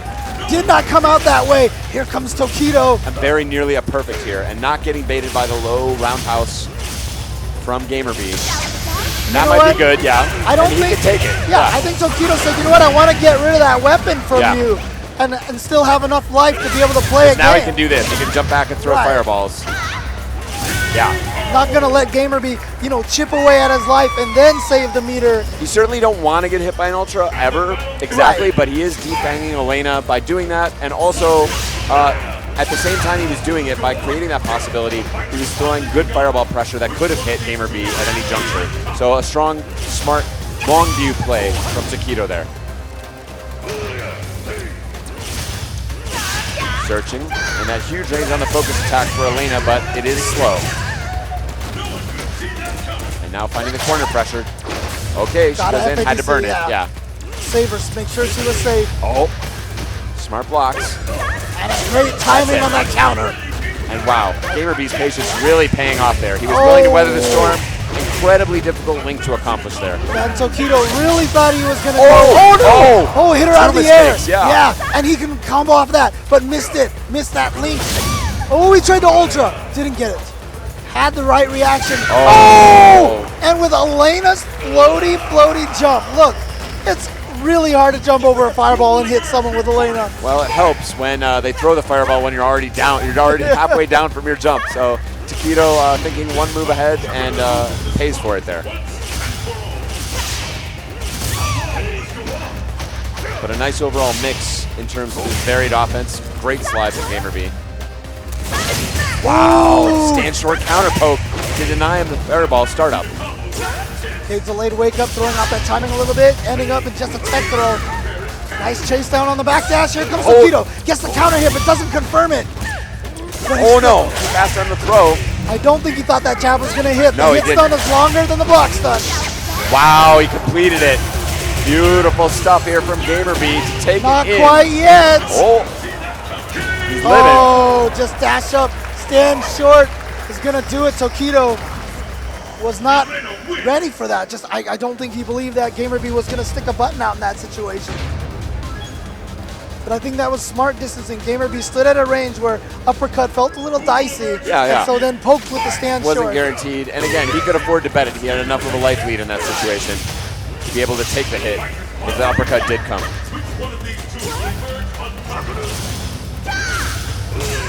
Ooh, nice space control there. And again, trying to control that horizontal column with those relentless fireballs. Oh, caught him in the middle of trying to start up that red fireball. Now here comes a mix-up, goes for the cross-up. Nice block from Tokido. Tokido gets out of that situation. Back to the neutral, back to the footsies. And again, jabs, shorts, fireball, just throwing out that dance, try and confuse the opponent and control the horizontal column. Yeah, and again- Elena with great counters. Again, GamerBee missing that combo off of the overhead. He's been so consistent. It is a very difficult combo. Oh, Tokido baits it out, but is out of position to punish. Trying to see if Tokido's going to throw a fireball. Oh, Wow, wow. that was so gutsy. GamerBee does not want to be put on his heels here. Whoa. Wow, just jumps out, but now And then Tokido jumps back into the corner. Leapfrogging over each other here in the jungle. He's got to hold it. Good blocks. We've seen him put this on. Tokido, to his perhaps discredit, doesn't want to overcommit there. Wow, Oh, so Rhino horn. smart. Go take him out of the air. GamerBee's the only one I've seen so far to counter neutral jumps at that range right there where jump attacks won't hit her. Oh, did he get her? Oh. Time now running out. Tokido Oh. has to make this happen. Oh, Oh, and great a beautiful challenge. trade. Beautiful trade from GamerBee. Just going up into the air. So smart. And the battle continues. Fight! Wow, okay, a little neutral jump now from Tokido to see if he can trick GamerBee into overcommitting. Crucial game 3. But GamerBee's patience has really paid off so far in this game. Every time Tokido gets an advantage situation, he does not press his luck. He's willing to sit and down back and just block a bunch. Yeah, that's the situation. We've had a few times, like I said, where GamerBee's missed some combos and stuff like that. It just hasn't gotten to him. This is a much steelier GamerBee Yeah. than even just at the end of last year, where he barely missed making the Capcom Cup. And it's not just a matter of holding down back. Oh, nice counterplay. Oh, he finally gets her there with the set play. He dropped it there. He had the jab, but didn't expect it. Oh, just out of range for the yeah. slide punish. And there's that the cross-up tricky hurricane, finally. There's been a few times where GamerBee has read that and walked forward into jump punches and such. Yeah. And then finally, Tokido pulls it out and actually succeeds. Yeah, and the defense of GamerBee is, again, yeah, not just being willing to block, but also maintaining the mental composure not to get cracked. It's very difficult and scary to block against this kind of pressure from Tokido. Again, GamerBee dropping a combo. The pressure is getting to him. Tokido still playing relatively conservative, finds a counter hit there. Oh, and he's got another drop. Yeah. Oh, But like good I trade. said, even though the pressure, oh, and he gets a stun. Even though the pressure is getting to GamerBee and he's dropping some combos, he's not letting it affect the neutral game, which is No. the most No. important He part. recovers his composure very quickly. Right. You cannot afford to sit there and beat yourself up or be angry about it. You have to just get right back, snap your mind right back to that neutral game where reactions are absolutely critical to find those openings. I've always said that playing fighting games, one of the biggest keys is that selective memory. Yeah, you must be willing to move past old traumas very quickly. You have to remember every minute detail and forget, small things that you know that you dropped or missed. You can't spend time angry at yourself. It's a good life lesson overall. Yep. You gotta move on, stay in the moment.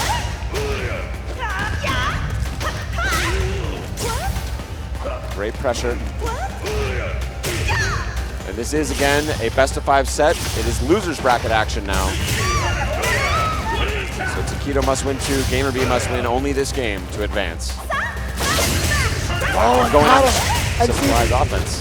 when the EX Mallet Smash was first discovered how good it was, people abused it, and then people started blocking and punishing, and everyone was like, this move's not that great at all. It's still great, you just have to use it very sparingly. You have to be. It has to be a surprise. It has to function like it was. Oh, it tried to he wanted the ultra ultra, and that definitely stings. But again, Gamer B must recover that composure right away. Oh, went for the throw, but Out of the fireball startup. Gamer B now at match point. Can he defeat the other demon once again here at Evolution 2015?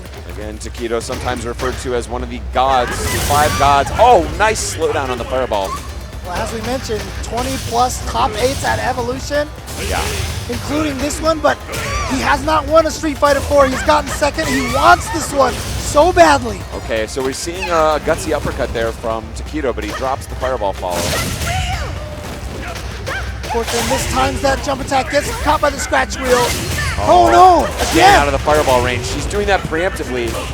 Oh no, that could be it. That could be it for Taquito. And that's it. Gamer B moves on, conquers 2 of his demons. And again, Will he bow to the crowd? No, I think he thought about it for a minute. Oh, there it is, yeah. one of Little the fist keys, bump. like I said, that EX Mallet Smash, such a great tool. You know what?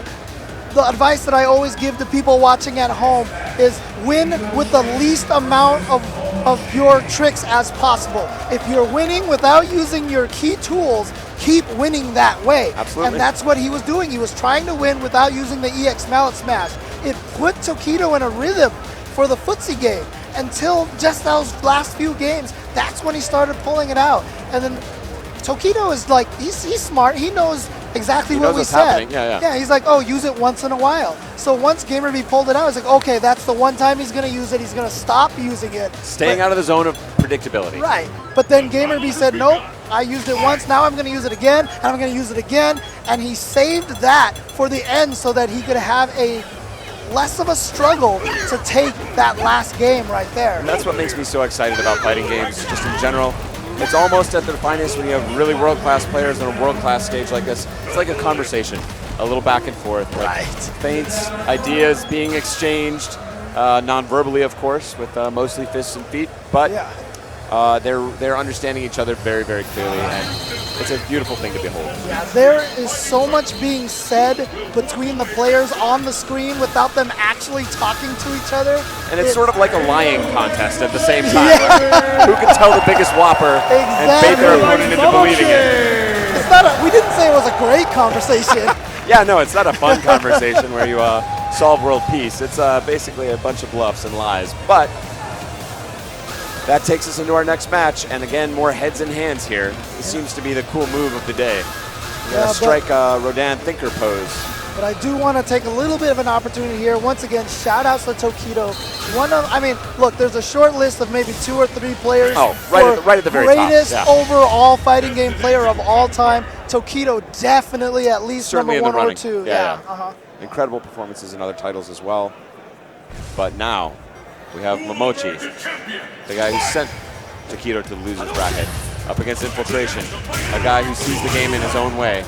Now sporting Evil Ryu. This is a player who can play nearly any character in the game at expert levels and is completely willing to use at least 5 or 6 of them in tournaments. 0 mains and 44 backup characters. That's right. That's what Yeah. Infiltration has. Such an incredible investment of time and work to be able to pull that off. And again, 2 players on the very short list of even through the 2,200 players who could possibly take this tournament. And there you see why Infiltration going right in there. And you know what? He hasn't been using Evil Ryu a lot in the other events. I think it's a surprise, honestly, to Evil Genius Momochi. Yeah, he's been kind of saving this character for Evo, I feel like. And what a beautiful counter to the focus attack attempt from Momochi there. Infiltration says, no, sir. Okay, good classic jump in. Wow, smart counter to the step kick there. Oh, wow, FADC back. And now going fully in, committing to the uppercut, finding its target. And Momochi trying to take this round just a tiny little bit of damage. Wow, hunted him down out of the skies. No jump back for you. You see right there, back and forth, why these two are considered some of the greatest players. Now, both of them have qualified for the Capcom Cup already. Remember, whoever wins this gets an automatic seed. But these two players have both made it in already. But they're fighting for the points, and, you know, there's some good money on the line as well. Hunting. Infiltration taking it down a notch here. After that explosive first round, finds his opening. Oh, and drop! And a huge punish from Momochi. Unfortunately, drop combos really is just part of that Evil Ryu life. Everybody does it, even Sako. Yeah. It's a tough road to hoe. Now, trading standing forward. Nice, using the EX just to make sure he had enough invincibility to stop the delayed jump dive kick.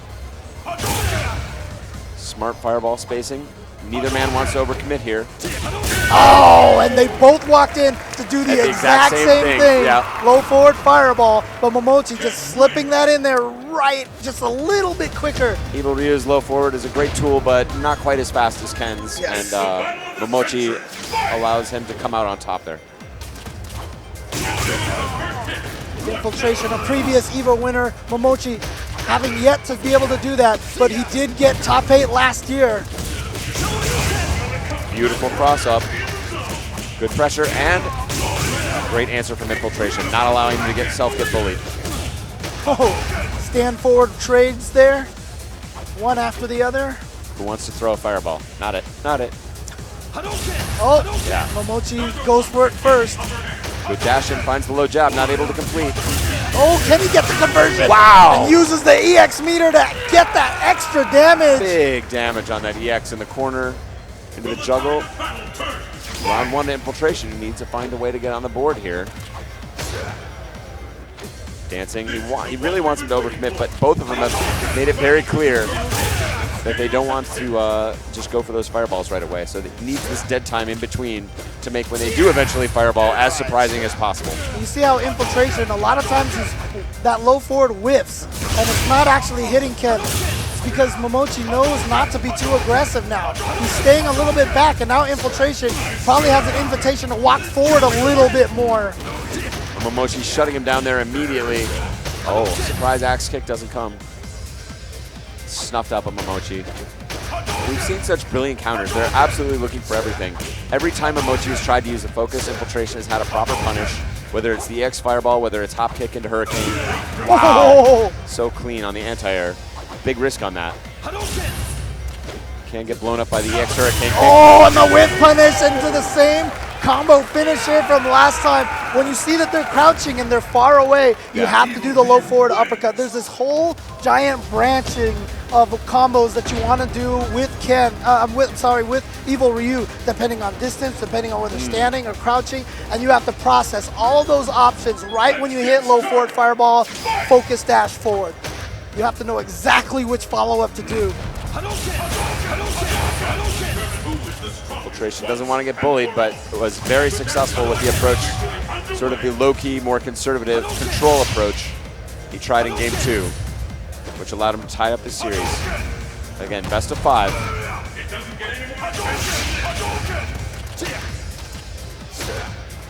Infiltration does not want to be the first one to throw the fireball. There it is, only on the hit confirm. In this neutral game, okay, got caught in the backdash. He's willing to pay that price. Slight advantage from Momochi here. And again, Infiltration just not willing. Oh, wow. Wow, waking up on Trading his own. uppercuts, yep. And now here comes the pressure. This is the situation he wanted to avoid. Infiltration wanted to avoid exactly that. And was willing to go in a little bit after his knockdown. Answered by Momochi beautifully. And honestly, that all of a sudden, Momochi went from defense and then just all of a sudden, this flurry of offense, and he just came right at him and took him out. That was the range he knew he could prosper at, and that is the range that Infiltration was not want to allow him to have. Holding him just outside of that low forward range.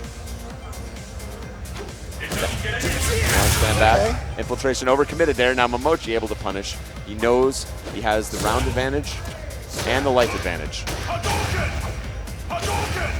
Now Infiltration finally admitting, like, all right, I may have to actually attack here. That's a nice call out with that fireball because it does give him the soft knockdown as well. Wow, Momochi with no anti-air, but Momochi's whip punishing has been immaculate this game, this whole set. Both of these gentlemen have basically tried to build their entire game around whip punishing, which causes them to dance back and forth at that range doing nothing because they're waiting for the other one to overcommit with a small whip. The slightest mistake here. Oh wow, Infiltration challenges, needs to burn the meter to close in. Now knows he must be much more aggressive. Realizes it puts him at a disadvantage. Momochi not taking the bait. And Infiltration saying, look, I was being aggressive. Don't you want to uppercut? He says no. Yeah, that's actually a really good call because Infiltration was being a little aggressive, and now you can just kind of see. You tried to switch gears, yeah. Yeah, I mean, you keep using the word defanged, and that is exactly what Infiltration Oh! looks like right now. He looks positively toothless right now. Momochi's Ken has been so clean. Probably a better overall mix of offense and defense. And Infiltration's looking like at this point he's been figured out by Momochi, and he's looking a little bit unsure. Evil Ryu isn't really able to attack, and that's part of why Ken gives him a difficult time, because he's able to be outpoked in the neutral game, even though Evil Ryu's sort of burst damage when he does find an opening, obviously, for the most part, much greater than Ken's. Now let's see if we can find which character here is going to act as his set of dentures and give you some of those fangs back. He's going to reach into his magic hat. Could it be a random select in the EVO finals? It would be definitely a first. Hakan. But this is almost, if you play one character, this is never a thing you have to spend time thinking about. You play two characters, you might have a backup. Infiltration may actually be suffering from the fact he plays so many characters. Maybe none of them are a clean counter to Ken, but he has to think through all the different possibilities. What's going to be most surprising? What? Have we? This is what? I have seen him play this character before.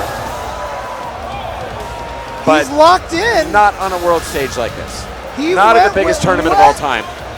This is akin this is classic Infiltration and also a shock. This is akin to B3, Alex Bai busting out Sagat in grand finals of Alpha 2. A character that just no one even thought was even a possible choice. It's that level of surprise. Let's see what he's got to bring to the table here. Even when he brought out Hakan, a lot of us knew that he used Hakan on the side. And he's got an Abel dance here. He's trying to lure him to sleep, but what is the surprise that Abel has? Is he looking for the roll? Trying to not step kick too much? Does he think he can win on shorts? This is one of the advantages of Ken, though, is that he's a character who doesn't have a lot of weaknesses. He doesn't have a lot of bad matchups, but maybe Infiltration knows something that nobody else does. And look at this so far, nothing but clean. Something that you see a lot from Abel is overcommitment. Infiltration is basically playing exactly the same game he was playing with Evil Ryu, but now with a more potent character in terms of fireball punishing. Such clean counters, and again, holding almost exactly the same distance he was with Ryu. He's had about 2 or 3 anti-fireball moves already. He's focus dash through, tornado throw, EX wheel kick. What? So clean, but Momochi waking up with the uppercut. Okay, great tech. Oh, wow, I love it. Twice in a row. That dirty stuff. Oh, didn't commit to the cross-up. Doesn't find the combo. Oh, no, too late there. Oh, he just goes in there. Should be it. Yes. Was that? There it is. Infiltration. And I like not just that he won, not just that he picked the most unbelievably shocking character, but so clean. Such confidence. Says, I'm going to stand behind this wall of shorts, and you want to hit a fireball. You want to throw a fireball, and I'm going to shut you down every time you try it. I just thought of something here. Did Gustavo and Momochi play each other at CEO? No, it was Smug who beat Momochi. Okay, never mind. Gustavo. Of course, showing us how powerful this character could be. Infiltration, trying to take it one step further. And again, no overcommitment, no roll shenanigans. He's not rolling into a ready Ken. And the craziest thing is, this looks like he's been playing Abel for years. Yeah, such confidence. He knows, oh wow, he made a super gutsy read, doesn't come. But finds tornado throw. Oh! Wow, I love that from Momochi saying you'll never go for up grab in this situation after you just missed it a second ago. EX roll to escape. Wow, gutsy dash in. What? Beautiful stand strong. He's at the low forward, the stand strong, anti-air. So clean. so fresh, so clean. Oh, beautiful distancing there. Made it so that it wasn't very punishable at all. And he's attacking into the space. He's not even trying to necessarily hit Ken. He just wants Ken to try that step kick to get shut down. Oh! That was almost like a reaction. It was perfect. It was perfect.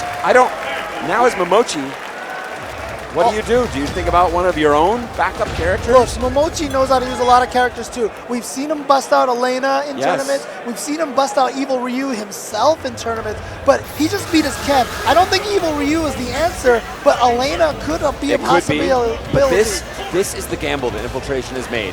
He knows he has picked a slightly more fringe character in Abel. He is down to his last game in this set. And He has committed to this fringe character saying, I don't think Momochi is really serious about his other characters as counter characters. Right. He wants to stay with Ken. He wants to go the distance. He could try and earn a character advantage here by switching, and he is putting Momochi to the test right here. He's put him in the hot seat, and with a beautiful round. this actually shows a metagame level of the beautiful choice of Abel here. Because he's picked this character and it's throwing Momochi. I think Infiltration's Evil Ryu looked a bit hopeless. The Abel switch, super clean, now counter switch by Momochi. Says, let's see just how well you know this character. Yeah, this is a tough matchup now because that crouching jab that Elena has is such a good space controller.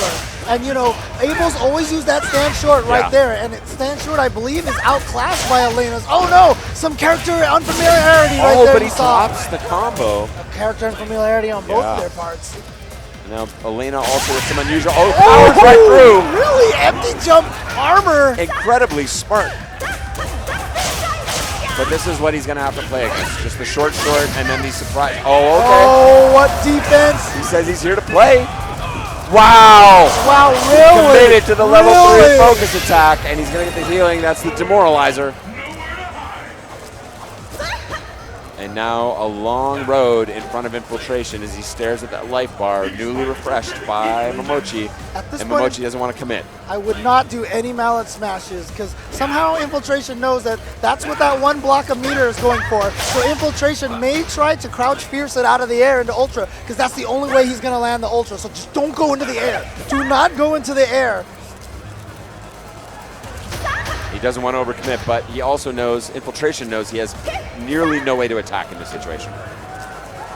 Momochi's No willing to safe do way. this until the timer's out. Wow, with the jab, it was a surprising counter, and now no, have a it counter missed! possibility. It missed! He did Unbelievable. a combo! Patience pays off as the counter counts down. 8 seconds on the clock. This is going to Will do it be a ton enough? of damage. It'll be huge. Ton of but will it be damage. enough? It is enough! It is enough! Infiltration getting paid off. Wow. We do not see that kind of emotion from this guy in this situation. Mid-round, match point. Infiltration here from Korea. Wow, okay, good counter there from Momochi, who says, settle down, everybody. We still got some Street Fighter to play. Infiltration staying in the seat, so he's going to continue forward here. Oh, he catches her on the slide. Said, you're not going to backdash out of here. Oh, Okay. overhead. Not quite able to complete the combo there. No counter hit. And like I said, you saving that meter for the anti-air. Incredible patience there from Infiltration. Wow, he caught her. Nice throw, catches the roll. And now Momochi smartly making the adjustment, realizing he's not able to sit back and rely on the advantage of those low shorts. He has to generate a little more offense to get the life lead. Yeah, he still has the life. Yeah, he had to spend that meter, otherwise we would have saw a repeat of the last one. Here it goes. This is basically nearly identical situation to last game. Oh! Reset. Now what's the Gonna give him a new mix-up? He's gonna opportunity. Double roll. Tried to bait out an EX uppercut or something. Oh no! He's still in there. Infiltration, no! He wants to keep him in the corner. That's why he stopped the change of Wow. direction. Wanted to keep Infiltration in the corner. He didn't think it would kill, and he wanted to keep the corner pressure going. But Momochi not phased at all by that, not caught by surprise by the decision. Great recovery, takes that second round. We're down to the last round here on game number 5. Final round. How many of these have gone to 5 games? And incredible comebacks from seemingly unwinnable situations both times. Oh yeah, He it's has got to to spend it. spend the meter. Ooh. Yeah. That is not a safe move on block unless you use the meter to try and escape. And Infiltration, such focus. Such focus. Wants to choose his shots very carefully. Super carefully. I love this style of Turtle Abel. Oh, he found it. He found his spot. He's in. He's And he going did- for yeah, the again, doesn't reset wanna go for the situation. grab. Oh no, he stood up in the middle of there, and Momochi. Now he says, you're going in the Oh, corner. that was so I get smart. all the screen space back. Oh, wow, what a counter. And you're back in the corner just like that. And now I'm in the Infiltration. corner. He's going mad here. Does not have Ultra. Not able to close it out. Oh. And here comes Elena and Momochi with another healing. And Goes he's, low again. he's coming back. Crumple again. Can the Evil Genius do it? He's at mid-screen. Infiltration has lost the corner possession, but he has a slight life advantage. Will it be enough? Nobody's got that. He wants the 2 meters. He wants the 2 meters. The crowd getting hype. They can feel the tension on these two men. Ulipi, he runs into the short. That's not safe. Oh, brilliant throw. He's got all that screen to walk. Run back up. Ladies, Incredible match. ladies and gentlemen, if you want to ask what Street Fighter is, that, ladies and gentlemen, is what Street Fighter is. High-level play, great footsies, just mind games left and right. A straight test of wills. Nemo, as he takes the stage, smiling at those competitors in respect for the amazing match. Just a raw test of wills. How many just stare downs as we just dance back and forth, out of range of one another, just staring into each other's souls. Who will crack? Oh, wow. We're going to be breaking that one down for about, I don't know, probably at least until next Evo for sure. All the great decisions that were made in that match. And again, Infiltration, you called it with the reset. He wanted to keep him in the corner of that last change of direction in round 2 of that final game. And he didn't think the change of direction would kill. He didn't want to let him out of the corner. The final hit, of course, does a special throw across Abel's body. Right. And he didn't want to give him that space to potentially run away. That caused him to let him go. I want to give a little chance here to shout out everybody at home. I hope you guys are enjoying this as much as we are. There has been some crazy Street Fighter. Tell everybody that they're missing out if they're not watching this right now. My old Street Fighting heart can't take it. We are being entertained by some of the greatest players on the planet of any video game. Of some any of the planet, highest as far as level we know. play. Yes, exactly. And speaking of great plays here, we've had GamerBee. He's made it through NuckleDu. Well, he made it through Daigo to get here. Then he beat NuckleDu in the first round of losers. Then he defeated his second demon, Tokido. And now he has to go up against Black Eyes Nemo, who took out PR Balrog and crowd favorite II. Who's one of the slipperiest guys here. GamerBee, a very direct kind of player. Uh-oh. Nemo proffered the hand. GamerBee, too focused to notice it, denied the handshake. Wow. GamerBee also in a slight twist, sometimes after achieving goals that you've set for yourself, like beating the demons that you talked about, sometimes mentally you relax a little bit. Yes. And that could be a big danger. Wow, a brilliant read from Nemo there, jumping back, predicting possible Jaguar Tooth and getting paid off for a great decision. Finding an opening combo. Wow, okay. I like the uppercut. Ooh, went for the fuzzy guard block. He's gonna spend the EX meter there, get some good damage. Oh! That standing roundhouse, which hits really far behind his head. Great option select to catch that hop back. Now Nemo putting the knives back out. These guys are at dead even. They both showed a few of their best ideas already. We saw one of the things that I did that was so key, was challenging the hop back roll. Oh, good block. GamerBee recognized the pogo bounce. Smell it. Looking. Oh, try to chase him down. Not gonna go far enough, but great reaction with that uppercut again. And there's one of 8 on strength. Very, very vertical jump. Oh! Could be it. Finds the ultra. Yes, that should do it. That's what makes those jabs so dangerous. You can throw them out at any time, confirm into the EX, spin, and go straight from there into ultra. Simple, highly effective. Okay. Challenging for that key space that's just right in between the characters. Wants to poke his way in here. That little invisible block that's so important in every matchup. Think about the space from where the knife is coming down right in front of Rolento. That is the area he needs to control, and that is the zone that GamerBee must find a way to penetrate if he's to be successful here. That's a lot of respect showed by Nemo. Oh, He gets a went combo. for it. gets the counter hit. Nemo has normally gone for the reset off of those free juggle situations. He just goes for the hard knockdown against Gamerby, and a first hit of beautiful the focus. backdash. A beautiful backdash right there to make sure he punished an uppercut out of the focus. Here comes the pressure, and Nemo looking very comfortable. Gamerby needs to find a way to scare him. No, well, no ultra. That was That's definitely a a missed shocker. input. Yeah. Okay, gets it done with the EX roll. He went for that standing roundhouse, which again, great move, but Rolento, He is all over it. yeah, that attack low profiles a lot of things. That's why you see Yeah. it beat a lot of The jumps. crouching jab. Right. Yeah. Rolento and Nemo's going to take game one.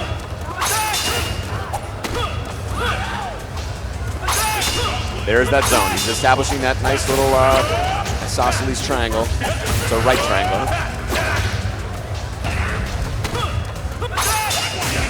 All right, Gamerby trying to get in there. This is that pressure that he wants. He wants to keep up. Okay, that's the best punish that Adon might be able to get is just that low strong into continued pressure. Oh, I'm trying to throw, and that might be the lifeline he needs to force Nemo off of his game. But here he comes. Again, that hard knockdown. And I love the forward dash there from That affords Gamerby. Gamerby that option. He remembered last time after he got hit by that slide. Ooh, that neutral jump roundhouse, such a beefy move. Goes in for the throw, Just takes the round. A tiny weight. Gamerby feels good about that. Yeah, you always do that little delay. I call that the syncopation. Yeah. It's just a little offbeat, just in case they do a wake up something. Oh, the Nemo combo. Oh, he hops away. Bouncing the wrong way, but bouncing to safety. Oh, okay. Oh, that could be a possible punish. Not able. Oh, the Bottom shenanigans there. You see a lot of Rolentos go for that. People so used to for the FADC dash. Sometimes you let the baton rip. And sometimes you catch them on a counter hit like that and get the crumple. And now Gamerby being ground down as he looks just a bit helpless here. Not sure how to attack into this blur. He's got the 2 meters for uppercut FADC. So Nemo has to be careful. But he has to make it land. Ooh, reset opportunity. He wants to go for the chip. So Gamerby backdash, but Nemo chased him down with that little pool cue poke. And it hurts because Gamerby found the jabs that he needed to begin his stuff, but it wasn't able to recognize in time to hit confirm. Okay. Armor break, the ground version. And again, see, that's the best he can get. He's going to make sure that he stays the offense. And that is such a difficult uppercut to pull off in that situation, but is absolutely necessary to keep Nemo off of him. That jump fierce hit so low. Wow. Finding the dizzy. And he's going to use all the meter. I do like this super. Yes. I prefer the hands version, but I'll allow it. Yeah. Great game from Black Eye Nemo. All right, 1-1 between these two just amazing competitors here. Once again, just the highest level of play that we are seeing here at Evolution 2015. 2,200 players walked into this building. Only like 4 or 5 of them remain. Good pressure. He doesn't. He wants out of that corner, and there's that clutch uppercut we talked about. Oh! Great read, and he spelled the hesitation, found the throw. Owen chases down again, still in danger of stun. Okay, he should be okay now. Only one hit, unfortunately, but still chasing him down. He will not let him get away. There it is, hunting him down with the P. Nemo, what is your reply, sir? And immediately, just with a stand roundhouse right there, just a little bit of a check. Yes. Says, you know what? You want to try to turn this momentum around and be aggressive. I will throw the stand roundhouse at you and counter your aggression right now. No aggression for you. There it is again. That's He's not letting it get defense. started. Gamerby's defense has been so good right now. That time it goes unchallenged. He has found the magic range, and somehow Nemo looks helpless here. Yeah, one of the keys really has been that Gamerby's been peppering in some neutral jumps in there now. Yeah, like you have to that. make him think twice. Yeah, it's caught a few things like slides and rolls. And I love, oh, finally he commits, but Nemo finds a huge punish. And see, Gamerby was doing just fine what he was doing. That Jaguar Tooth was ill-advised, I think. He didn't have to go in. Oh, no. Oh, it reached! It reached! What a reaction! What Wow. a confirmation! He stole that one away. An absolute steal. Gamerby was playing the game he wanted to play, not even trying to enter his little triangle of death. Nemo finding the opportunity to steal it back. Yeah, that Jaguar took some damage, and that damage was enough to put him at about even life. That Gamerby didn't feel comfortable turtling anymore. Oh, gets him with the fuzzy guard. Oh, nice. He's going to be able to get an extra juggle in the corner. Close to Dizzy. Oh, he tried to fake the fuzzy There it guard, is. but he gets the low, strong stun. Gamer Is this Bing. going to be enough? He Oh, goes the for the fancy stuff. combo. At that, Gamerby. Unbelievable. To be able to pull that clutch combo off In right that there. situation, that is Max damage. unbelievable. Two now- Ps. He got 2 perfects that game. Nemo, the villain of the crowd, in the eyes of the crowd, definite villain. His face has been slapped with the white glove of Gamerby. 2 Ps. Nemo, I challenge you to a duel. Slap, slap. Yes. Gamerby now. Okay, now back to that roll counter you had. Oh, but that pressure. neutral jump that I talked about, that's been so key for Gamerby. Finding its mark once again, and another Dizzy. What is happening here? And we should make the point. Oh, no. He tried to do the same fancy combo, not able to come that time. Again, that neutral jump, that beefy jump roundhouse of Adon, Feels so finding good. its mark so Feels many so good. times. That is the true stinger from the Gamerby. This is loser's bracket action. If Gamerby can close out this round, he will have eliminated Black Eye Nemo from Evolution 2015. Oh, what a backdash to avoid that focus. Nemo gets out of there, but just hasn't been able to gain any sort of offensive momentum right now at all. And now some neutral jumps. Oh, that. Oh, yes, only 2 hits. He gets the extra juggle, and he's going to chase him down. He is so on point. Oh, he went for Incredible the- focus. He pays the price there, but he won't cash in the ultra there. Oh. Denying him that fake offense. Again!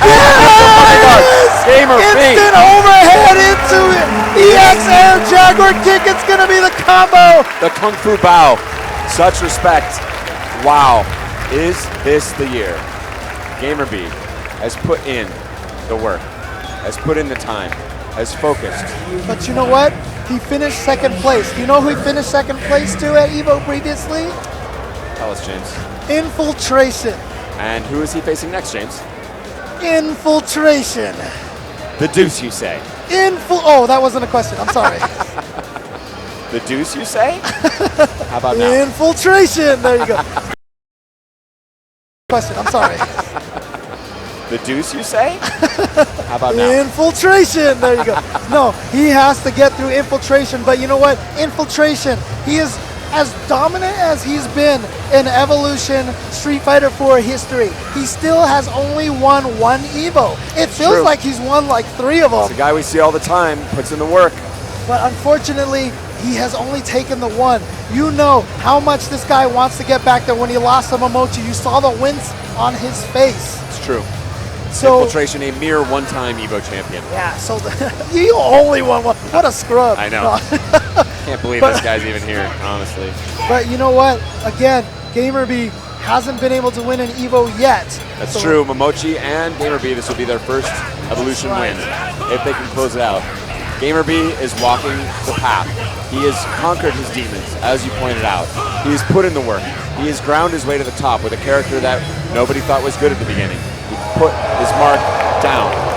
Now, one final Evo former champion remaining in his path before he can face Momochi in a potential grand final. Oh, are we going to get the character dance? No, Infiltration says, I don't care if you pick Elena. My character, I feel I can counter both of them. And I believe this was the result of a blind pick. Oh, So okay, Infiltration okay. able to use his deep character knowledge to get Gamerby to overcommit to Elena.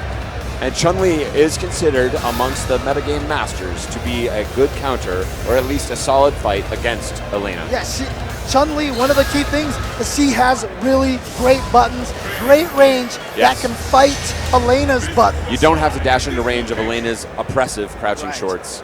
And honestly, Infiltration can probably be considered one of Gamerby's demons as well. Like I said, he's the man Sure, who let's robbed throw him him on of the pile. Yeah, sure.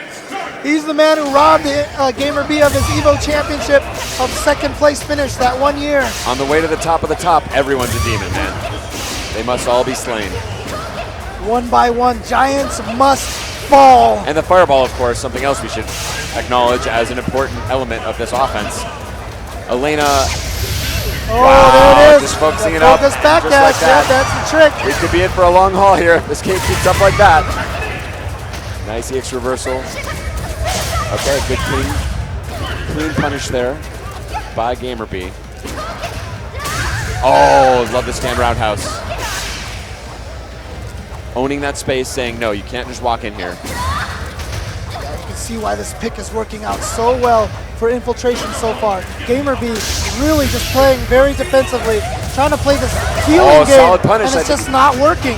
Yeah, that is his sort of idea about how to counter this, is just to really focus up the fireballs. Now realizing it's not going to pay off, he's got to come in. Ooh, counter poke, but too far that time. Not able to complete the combo. Running away, surprisingly close given the dominance of Infiltration overall in terms of calling the tune in this match. Oh, finds the slide opening, but backdashes away to safety. And he doesn't want to throw the fireballs from there, but he still gets caught. And after all that work from Infiltration, third healing from GamerB gets him to a point where he has a life lead with 10 seconds left to go. No, that's punishable. Whoa. Yeah, he tried to Big frame trap. overcommitment, yeah. He tried to frame trap with those follow-ups. And GamerB did not bite. So after that dominant beginning, it was GamerB who weathered the storm, healed up, found his opening. A GamerB of years past would have cracked Yes, in that situation. absolutely. And been mad at himself. And, yeah. Right, exactly. Not this man. This is a new man. Is he the final form that can finally allow GamerB to reach the pinnacle?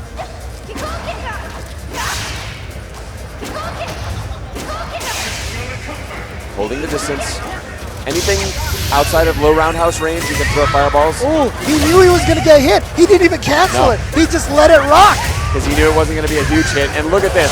What he did there was create a scramble situation and was able to come out the better of it. And now with a huge life lead over Chun-Li, who has Counter no poke, healing. get over there, out of the corner. Infiltration must now consider finding a way to get in. Plenty of time on the clock for Infiltration though. No reason for him to rush into this at all. He can still do this very patiently. One EX legs into Ultra 2 won't give him the life lead, but it'll be enough to put the nerves on, to put the pressure But on the challenge here GamerB. is, yeah, he's given the healing again. He must hold back to charge the fireball, but to approach, he must move forward, and he does not want to get into the range of Elena's low shorts. There it is. He's trying to counterpoke from that other secondary range at which Chun-Li can dominate Elena, but GamerB showing himself to be a master of the meta strategy in this particular matchup. Content to sit back and heal it up. Now time running out on GamerB. Does not want to go down 1-0, and that could be a punish possibility. The hurt box! The hurt boxes of Elena may have saved GamerB right there. That had picked him up. Yeah. Elena with a very unusual hurt box. That punish did not pick her up to lead to any kind of substantial damage as the time ran out on GamerB's comeback attempt. And this has got to hurt. He made the smart call on the select screen, was able to find the perfect counter character, but GamerB's match knowledge just proving too strong, saying I will not lose to a bunch of fireballs and just keeping me out and being outpoked on the ground. Throw all the fireballs you want. I'll focus them up. I'm just drinking those fireballs. They're powering up my healing. I know you don't have punishes from range against my healing. Would we consider a possible use of Ultra 1 to try and punish the healing? I would imagine a character change at this point. It could be. But Chun-Li is the counter. Look, during some of the other games earlier in EVO, I said this on the social media. Look, you do not know the kind of pressure, the kind of stress that being on the stage, grand stage, like It's stressful for anybody. Until you're up there, you just can't No, know you can't imagine. how much pressure this is. You can see it on their faces right now. It only comes once a year. You don't have too many chances to experience this kind of pressure. But also, this would be tough for anybody. But what makes these guys champions, they have poured hundreds, thousands of hours into this game, thinking about it, talking about it, analyzing, trying to do the absolute best they possibly can. So they literally have a huge investment, personally, emotionally, in some cases financially, into succeeding at this game. And now GamerB showing a slightly different side, willing to try and go in. Right. Smelling that Infiltration will not go to the all fireball offense. So adjustment on adjustment on adjustment. And now Infiltration says, I would really like to play this fireball game, but he knows he has to mix it up just a little bit. Going for the healing, knows he doesn't have the charge. Wow, he gets the full one. And Did not cancel it. And Infiltration was expecting it. That's why he made sure Den did the full jump-in combo so he could get as much damage as he could. But still barely came even. And that's the thing, it cannot be canceled once she reaches into that sort of celebratory final animation. Another Ultra just like that. Out of range. The work Infiltration must do just to keep up with this character. And again, Gamer B is not looking just for a fireball, but a slow fireball that'll evaporate in time. Going low, smart stuff. You always have to represent that low, otherwise the EX Mallet Smash essentially useless. Yes. It has to be a surprise. But once We've again, seen in the Gamer other B, matches. you see, he has the healing again, so he keeps backdashing and baiting Infiltration to try to commit to something. Wow, he's just going right in. And that is the best punch you can get from that range in terms of fast move, in terms of moves that have range. Oh, now this time Chun-Li's hurt box saving her. Yeah. Time 14 running seconds. low, but also another healing potentially on the table. Oh, and he just finds the slide in there. knockdown. Oh, The he Mallet connects Smash. it. Is he going to steal it away again with the healing? Yes. Here it comes. Healing, The Tyrus backdash. 1 second. Oh my God, that's gonna do it. Wow. That is exactly what he Wow. needed. Got just enough health back. Wow. And what a gut punch for Infiltration. The Another great demoralizer. round. It really is the demoralizer. Wow, that hurts so bad. Catches him there. Now good corner pressure. He knows he's going to have to switch it up, and this is his choice. He's going hard at Elena, finds the scratch wheel. Yeah, I think Infiltration's realized now that this fireball game is not gonna work for him. He's gotta go in. He's gotta play the offense. Okay. Now, here comes Gamer B.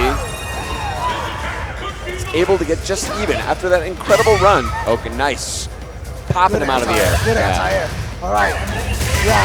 This is a big enough right lead that Infiltration can now play a defensive game and get Gamer B in there. But he has to realize that his defensive game cannot consist of fireballs. Yes. Because that is just going into focus. And yeah, he's trying to bait him into it with those EXs to focus back down.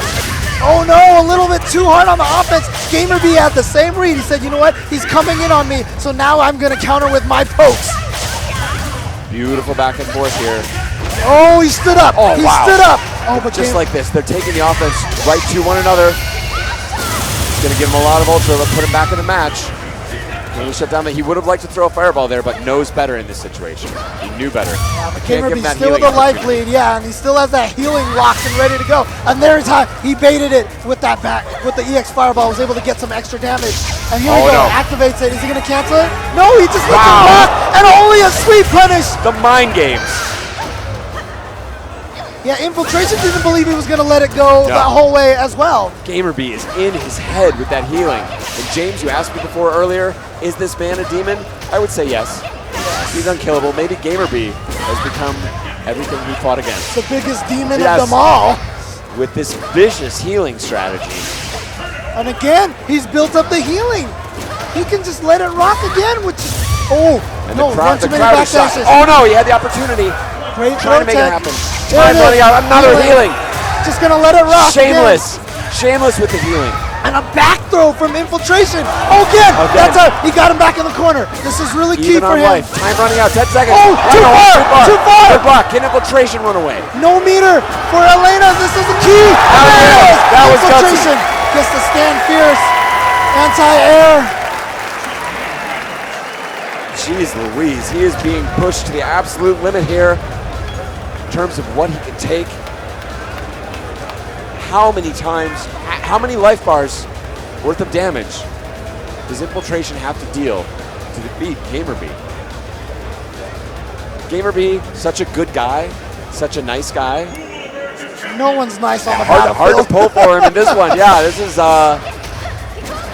he is really sticking it to him with some genius understanding, using the low fierce, which advances slightly to get underneath that neutral jump from Elena. Very smart stuff. And to be honest with you, this is 1-1 right now. I swear this feels like it's 5-5 already. It feels like, yeah, this is a best of 9 set or something. We are going to the limit in terms of time. We're going to the limit in terms of how much damage can be possibly dealt. Infiltration standing strong, but how many mental resources is this going to take to see as we decide which one of these men will move on to face Momochi in Grand Finals. There it is again.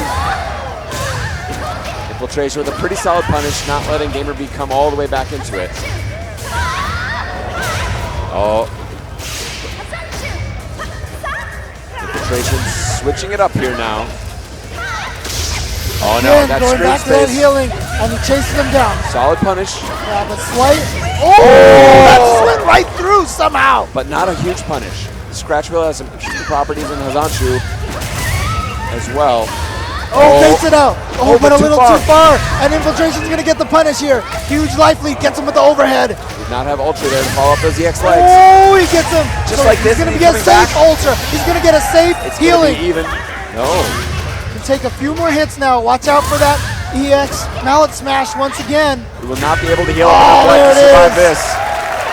And denying that neutral game. So Infiltration somehow finding The internal will. fortitude, the will, the absolute will to say this guy is going to be healing 50, 60, 80% of his health bar back over the course of these rounds.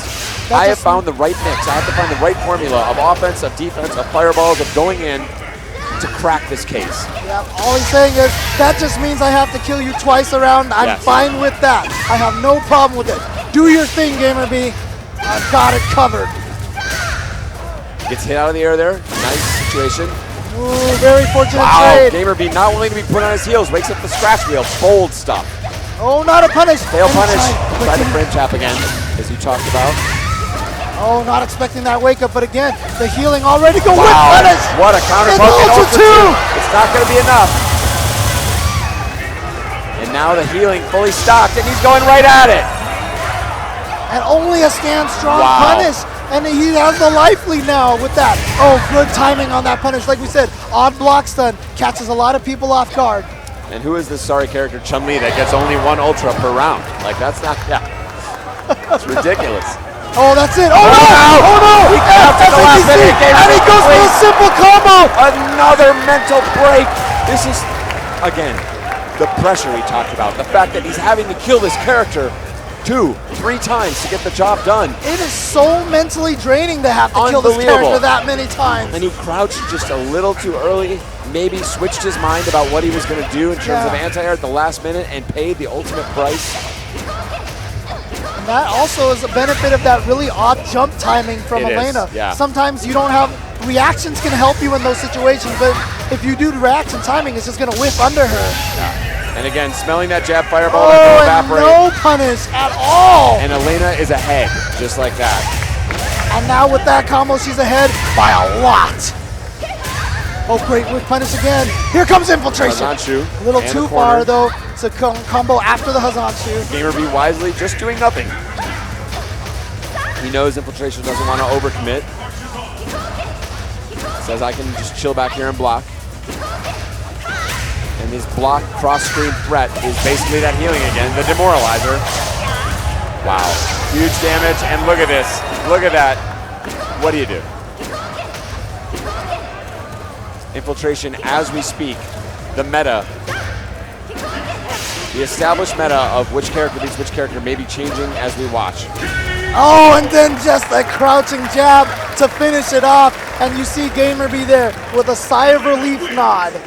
Does He's wet. Infiltration have the gas in his tank to survive this? This is really key because that second game, that meta changed. Like you said, Infiltration started In front of getting our it. eyes. And that's why GamerB let out that sigh right there, because he said, you know what? I weathered that storm. I solved that problem. And now I am back in control. I am back in the driver's seat. And Infiltration has to think about what character to pick again. I think you're absolutely right. These games are, we've talked about speed chess, we've talked about poker. In this sense, also a puzzle box, an active, dynamic, action-filled puzzle box. Yes. And we are seeing solutions on solutions. Infiltration had basically decided he accepted the established meta. Right. Chun-Li beats Elena. I have a great Chun-Li. I'm going to play this match. Use the blind pick option, which is again where you tell a judge which character you're going to choose, and then the opponent picks first, and the judge enforces that you chose the choice that you told them.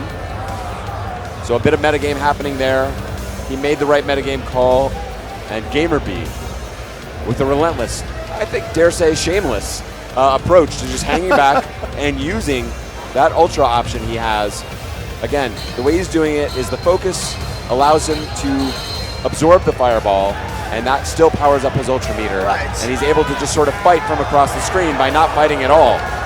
Infiltration. Recent times he's been using a lot of Decapre. You see him hovering, he's thinking about this. There must be something about this match that he doesn't like to be this hesitant. I will tell you honestly, like Infiltration, or excuse me, Decapre is all about what? What?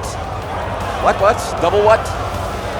I'm not a We've what, seen him James? use it. We've Literally, seen him you use can spin the Rolento. stick and it would be anywhere. And He's used Rolento against Snake Eyes at Texas Showdown. That's we true. know he has That's an excellent Rolento, call. but against Elena, is that necessarily a great call? To me, the Decapre, the point I was going to make about Decapre and why I didn't like it was the jabs. Like, what Decapre is excellent at is getting up close, getting in your face, but ironically, Elena can just sort of hold back and hit the jabs into big damage potentially. What? This guy, you're not allowed to have a good time. He is. You were just put on your butt That by is. some incredible choices. He knows Infiltration's mind has been fried. Both of these guys willing to take a break, acknowledge what incredible players they are. The crowd feeling it. I got to give it up as well.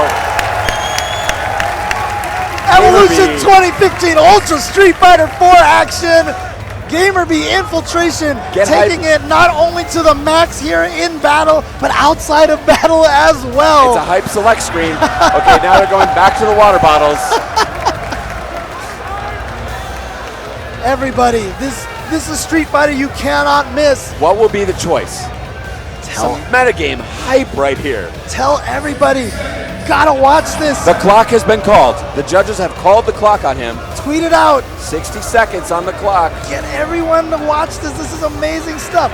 And we are gonna have someone holding the clock on them. And Gamerby is just laughing about it. He's Tony like, Cannon has approached the stage and officially called time on Infiltration. He must make a choice. He is not allowed to linger at the screen for an indefinite period of time.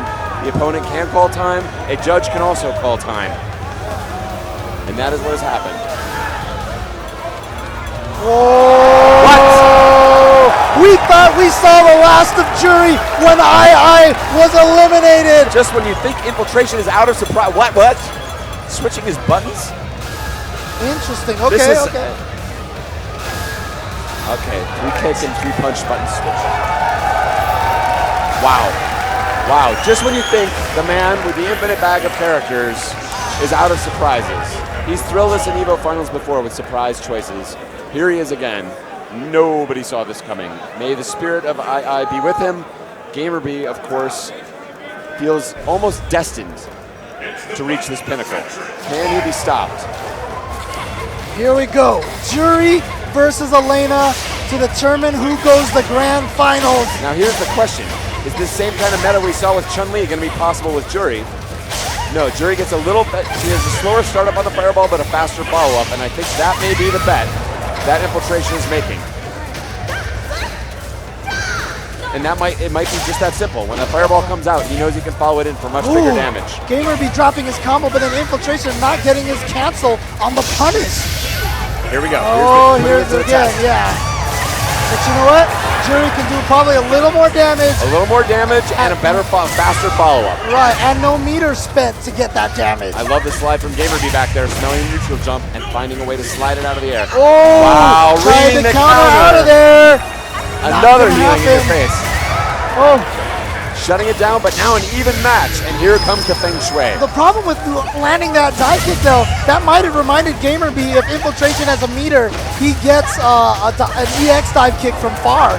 And Gamerby very happy to spend that meter there, even though he was blocking just to try and grind out the Feng Shui engine to remove the timer on that, take that advantage away. Oh, and a punish on the overhead, the whipped overhead. Gamerby is playing this masterful footsies game with those pokes. And Another Gamerby Feng says, Shui. you know what? I've got my own unorthodox ultra, but Gamerby not letting him get any play off of that Feng Shui engine. And now Gamerby at match point. You can tell, you can see the essence of Infiltration's game plan here with Jury.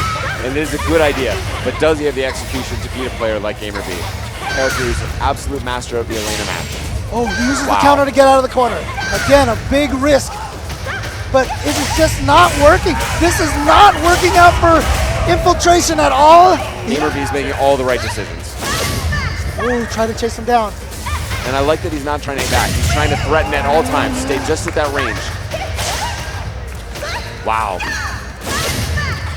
Oh, beautiful block. This may be his last chance. Yes. Feng Shui Engine powering up. He's got to get it done. He can make all that life bleed away, just like that. Just Goes like low. this. Wow. Here we go. Opening him up with the reset in the middle. Comes down to this. And yes! Infiltration is here to play. Stay He is here to alive. play.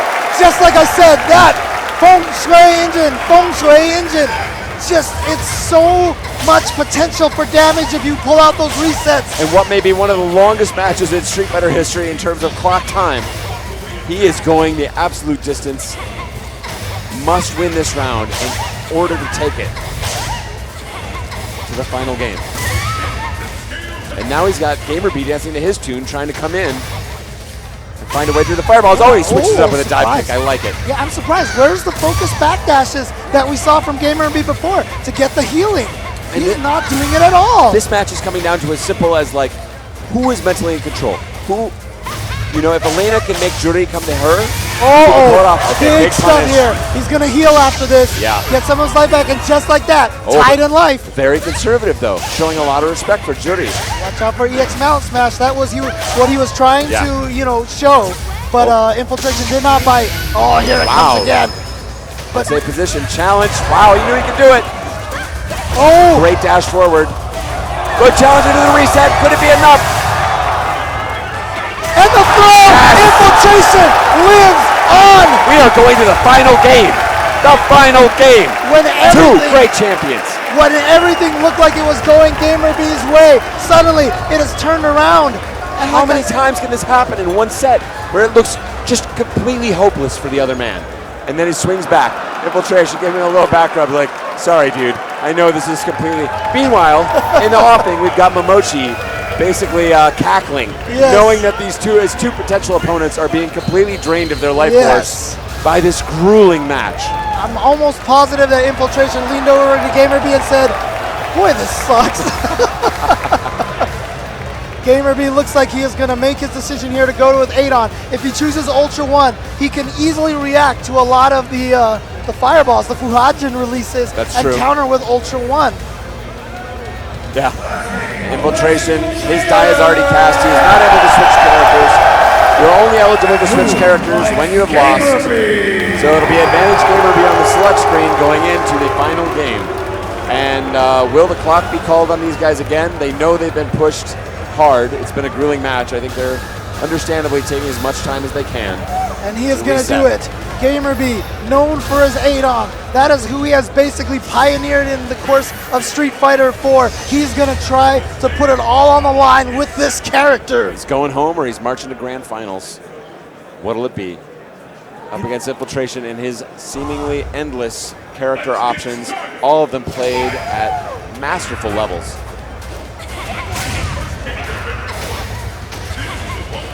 And I like that he's not releasing the fireball every time. He's choosing the shots, trying to keep Gamer B guessing a little bit, and Gamer B playing a very conservative game so far. Wow. Nice counter. Oh, and a beautiful jump back to punish that Jaguar kick. Oh, He's got a lot of position with the fireball, but manages to recover.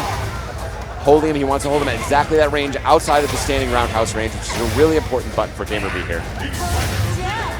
safe on block when distanced correctly. And look at that! Knows that Gamer B is playing a very slow defensive game. Just goes up for the dash throw. And yes, crouching under the fireball opens you up for the overhead, just like that. Oh, here comes Gamer B. He must survive this. Wow, super smart EX pinwheel and just wants out of the corner. Gamer Dive B tries to kicking at chase each him other. down. Oh, He's finds gonna it. get the That's throw. it. Infiltration now at match point. Everything is on the line here for Gamer B. Can Infiltration pull this off? And Gamer B looked like he didn't quite find his footing. Is he also just drained? Is he just out of gas in the tank? Does he have what it's going to take? Can he look deep inside to get across this goal line? Poking back and forth. Good block on the overhead. Wow. Oh, there he is. He's in now. Great block. Yeah, backdashes, tries to bait something out. Ooh, wow, brave Bold uppercut. answer. Yeah. He's threatening like he's going to dive kick out of the corner, but then he didn't. And got Gamer B to overcommit just a little bit. Oh, wow, infiltration. Not hitting a button. Oh, the from the front. So tricky. Again, yes, finds the block and a good tech. Wow. Staying alive. Again, backdash afterwards. Okay, that could be a big punish. Oh, yes, gets there. Oh, another stand roundhouse. But he finds his target. Here he comes. Oh, but just goes for the uppercut. Gamer B is going to take it to the last round in Game 5 again. I don't know if I can take this, James. How many times have we said this? I Game don't know if I 5, can take this. last round, Ultra Street Fighter 4.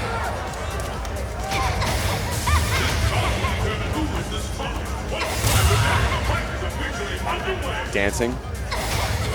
Trying to find the approach. Wants to be in that stand roundhouse range, but also willing to sit back at the Jaguar kick range as a threat. Ooh, There it is. can get the free Finds it juggle, and the yeah. juggle. Now with the corner pressure. Gamer B is trying to be very wary of that EX pinwheel that could turn the tides around very quickly. And I like the advantage for Gamer B here because he's playing a very simple game. He's only forced to think about a small number of things. If infiltration continues to sit back like that, he needs to mix it up. He needs to get in Gamer B's head. Or Gamer B is playing with such confidence. He's able to poke That correctly. leads so far. His entire game revolving now around that move and standing roundhouse. Looking for an uppercut if the jump Oh, comes. wow. Oh, here it comes. He the must feng guess shui properly engine. here. Danger time. Good block on the Oh. overhead. And now he's just going to get out of there. Oh, trying to counter. Smart stuff. The feng shui engine pretty much neutralized. Infiltration knows it. Doesn't He want to goes overcommit. all back, He's yes. going to hang back and get it done in an honest way if he's going to get it done at all. Ooh. Tried to punish it with a great jump back, but a little out of range. Advantage of that EX Jaguar shoot very quick. Looking for the follow-up. He's made a slight dent, but the time is running out. Keep your eye on the clock. 15 seconds. Ooh. Oh, Closing it in. Can Gamer B get it done? now he's Another roundhouse. He's denying her. He's denying. He can't come no in. uppercuts. And then the throw. But only Will there 3 be enough seconds time? 2 seconds left. He wants a timer scam it. Oh, the finally hit in the back. It's not enough. enough. The timer scam works. And Gamer B hug. advances forward. One of the most mentally draining matches of Street Fighter I have ever witnessed on a competitive stage at this level. Wow. Giant after giant. Wow. But they might be giants, but they're all falling one by one. All of them have to go home except one. Gamer B and Infiltration, two of the biggest giants there are in Ultra Street Fighter 4 right now. Gamer B is the one to advance forward. I feel like I'm mentally out of gas. Oh, I'm drained by that match. Definitely I didn't have to hit a single button all day today. These guys are doing it on the toughest stage at the end of the toughest tournament bracket in the entire world. Look, there are thousands In of the people entire world. and thousands of people in the audience right now. Every single one of them are just as gassed. Audience, let's get excited. We are at grand finals. Look inside, find your hype. Man, that was, I didn't have to hit any buttons. I'm wiped out. I'm wiped out. No words. But we are not at the end yet. We have the grand finals coming up. And what a grand finals. Yes. Momochi. Also been dancing on the cusp of true greatness for a long time. This has been the greatest year of Street Fighter of his entire life that I've ever seen him play, easily. We've also got Gamer B, But you know the what? hardest working man in Street Fighter. What you said about Momochi applies word for word right now to Gamer B. I have never seen him play like this. Agreed. I have seen him, like, we made the comment, we have seen him crack under pressure. Last year, he traveled everywhere, worked super hard to try to get the Capcom Cup. He did not make it, and after he made it, his heart was broken. He had talked of retirement. He said, I didn't make it after all that work. Maybe I should quit. Maybe I should just retire.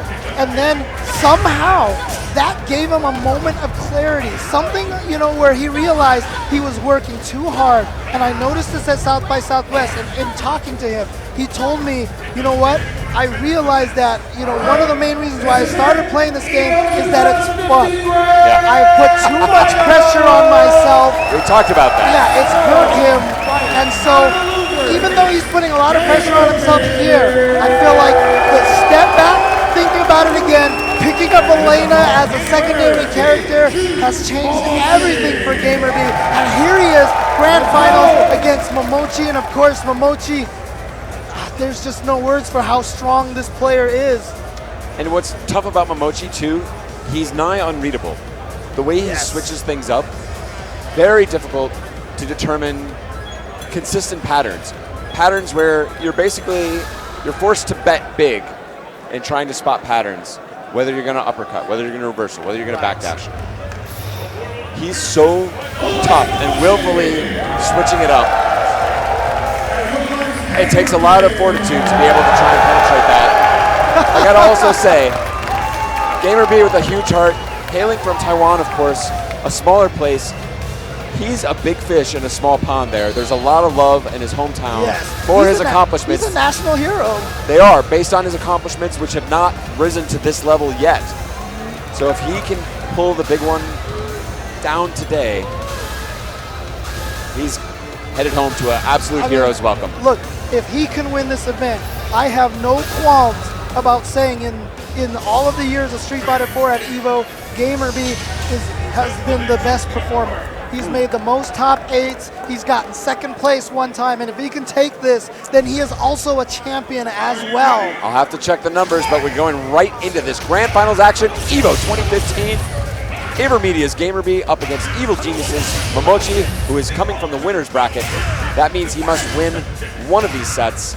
Gamer B must win twice after an incredibly grueling match against Infiltration to bring him here. Right, 3 out of 5. He has to win that 2 times, whereas Momochi only needs to win that 1 time.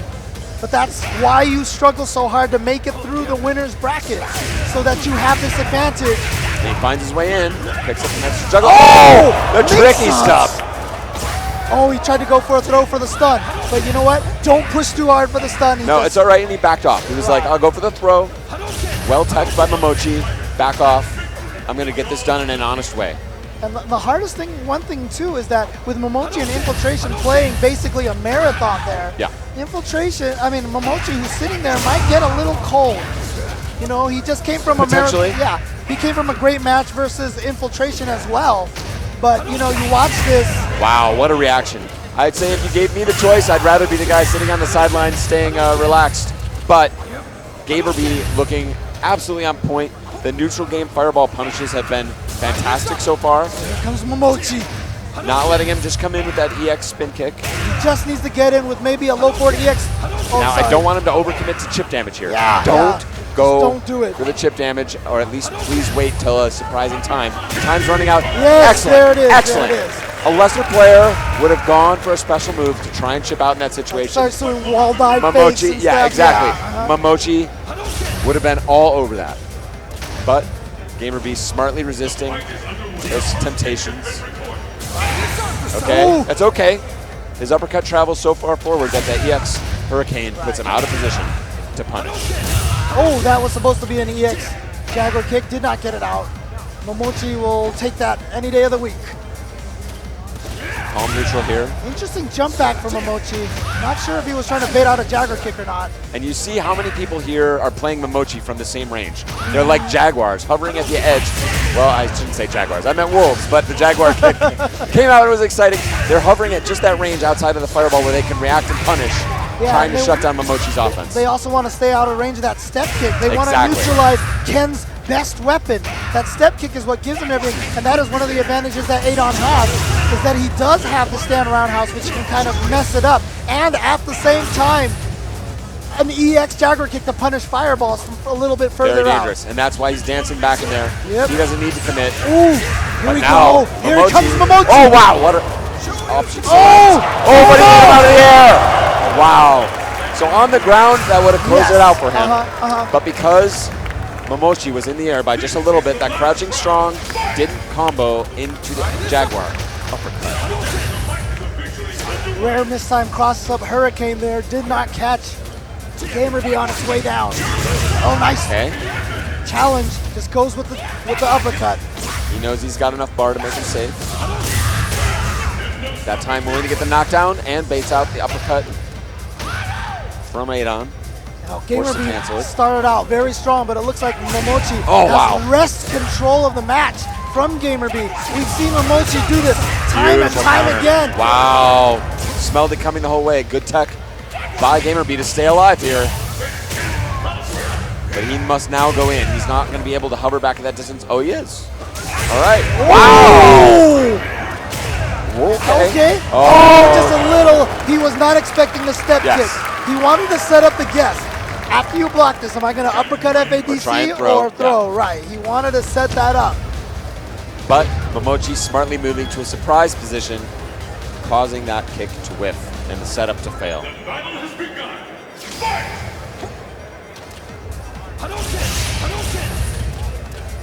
What answer does GamerB have after such a draining match?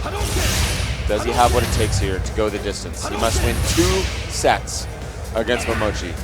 Truly, facing not only the biggest bracket in Street Fighter history, one of the most grueling matches in EVO final history, now must win 2 sets against a player who's playing incredibly. At the height of his powers. The hardest part is when you know you're in loser's bracket and you have that many matches to win. When you start losing the first set, it just looks like that light at the end of the tunnel gets further and further away. Another demoralizer. But he's hanging strong here. Still wanting to hold that distance. Momochi not wanting to overcommit. You see, as soon as he gets a little closer, it's either going to be the standing roundhouse or from Ken, the fireball will come. There it is. Oh my God! And the crowd reacting big way to the jab, but GamerB finding the scramble situation goes his way. Yeah, despite that crazy counter from Momochi, GamerB still with a life lead, amazingly. I feel like Momochi has been in control. Wow. I felt like Momochi was in control that whole round. Yes, and GamerB snatched it away. Even with Momochi's cool technology of the standing jab and the EX Hurricane kick, he made the best of the follow-up situation. He got it done in a brilliant, brilliant reaction. Ooh, low profile. Oh, wow! Oh, He got away with it. Oh, I think that meant to be a jump forward. That might have been an input error. Good counter. Mochi, as I said, the whip punish that he's been doing all tournament long have been ridiculous. Whip punishing 8 on stand roundhouse with their step kick. And I love that neutral jump there from GamerB just a minute ago. Trying to counter the step kick if Ken came in hard afterwards. His counter on top of counter. Oh! Again, those Whiffs low against profiles. crouchers. Yeah. Oh, So clean. oh, It's great the follow-up. call, yeah. Saves the meter. Save himself, I should say, by spending the meter. Oh, too far, too far. Just out of range. Oh, backdash is the safety. And once again, still in the game. Yeah, he's gonna get the sweep. Oh, Momochi Too just far got somehow hit. with the jab. Oh, that's so risky. Wow. Wow. Gets him, doesn't give him the chance to get behind him. Catches him out of the air at the top. And again, total composure here from GamerB. This is the guy we would have seen potentially crack in a situation like this in past years. And there he waited, he bided his time until he could see that EX spin kick coming in. He said, that's the most obvious approach for Ken. I'll wait, I'll wait, I'll wait. He gets paid off. 1-1. GamerB versus Momochi. Trying to just trade with that fireball in the stand roundhouse. Again. Step kick counters. Just waiting for it.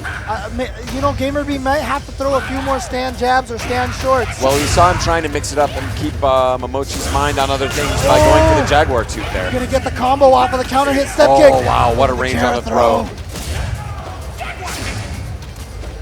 GamerB crumbling a little bit here. Going in, wow, auto-corrected it. Oh, he went for the throw. He wanted to play like he was gonna do uppercut FADC, went for the throw. Momochi's just not buying any of it. The correct analysis there saying you're not going to spend all of your meter this early, especially in round 1. You're going to go for the throw first, and he gets the proper counter. GamerB gave him the sales pitch. Momochi did not buy it. No sale. It was a great pitch too, but Momochi steadfast. Too smart for this car salesman. Oh, no uppercut there. Very surprising. That's one of those things you're always ready for on the throw whip at the neutral jump. Yeah. This time, Momochi, slight overcommitment, runs into that big 2-hit stand roundhouse. Okay. Oh, wow. The punish Jump the towards. step kick, yeah. Very interesting. That's a very tight timing. I do think he might have jumped at the very beginning of that step kick. Oh, wow. Dizzy danger now. But he's going to back off. Doesn't want to push it and face an uppercut. Right, that's what we saw earlier. God, again, that whip punish. Oh, and now running into things of his own. It is, again, a test of absolute will. Chasing down the back dash with the step kick. Oh, again, that standing roundhouse checking him. He knows he now has him on death's door. You see, that's the power right there that Mochi has. He has at that range where Adon wants to hit standing roundhouse to stop the step kick, but then he can whip punish it on whiff with the step kick. Oh! They both really want to counter each other's counters. And that ending was very similar. He said, you know what? You're not going to want to spend that meter. You're trying to throw, so I'm just going to jab you. I don't believe you're going to do the uppercut there. And both these guys play the numbers, and both of them paid the price for it. Their opponents correctly predicting exactly what is happening. Oh, wow. Interesting. Trying to get him fake to something. react.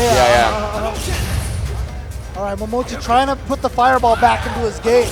He has to. He has to at this range. He's not at death's door, so he's able to take a couple of EXs if he has to eat those as a result of his fireball, because he needs that control. He needs to be able to set the pace of this match. Good tech. Oh, standing roundhouse again. A standing roundhouse is such a key to his gameplay now. He's playing it. That's, I think, part of what's keeping GamerB in this game. The less he has to think about, the more he can focus on perfectly reacting. Right. And not only that, but he has been using the stand roundhouse kick to facilitate the Jaguar kick. And he's been using the Jaguar kick at great opportunities. Wow, look at this 3-step kick in a row. Double backdash. A little too far for that carrot throw. Oh! And Momochi smartly trying to create more of a scramble situation. He's tired of this wall. Wow! Met it all in a red focus, a raw red focus. He was hoping that standing roundhouse would come out and he could counter it with a huge crumple into a win. And that jump is not going to do it for Momochi. GamerB going up 2-1. What is shocking me here is GamerB is the one showing the most mental fortitude. Yes. After that incredibly tough, incredibly draining last set, he is showing more patience than Ichi Momochi. How is that possible? How does he have this reserve inside of him to survive this kind of stuff? You know, sometimes if, particularly if you're a religious man, sometimes you feel like winning those previous matches means something. You're on a mission at this point in time. As the Blues Brothers said it, shout out to Chicago, we're on a mission from God. Absolutely, and GamerB right now, he is definitely fulfilling this mission so far. If he wins one game again, he takes the set, but he still needs to win another set. This bracket will reset, and these gentlemen will fight one more time. Of course, Momochi far from out of it, and with a smart low profile, but gets counter crumpled. GamerB without too much meter to keep. Ooh, interesting. Standing forward at option select, chase down the backdash. Actually, it's not an option select. Adon can't do that. Good, honest character. Oh, wow. Tried to uppercut maybe or something, I'm not sure. Got hit out of the air, though. Controlling that space. See, but you see, Momochi's walking back and forth, not hitting buttons. That means he's trying to look for the Jaguar kick. Yes. You know, so that's why Adon stopped. That's why GamerB stopped doing it. See?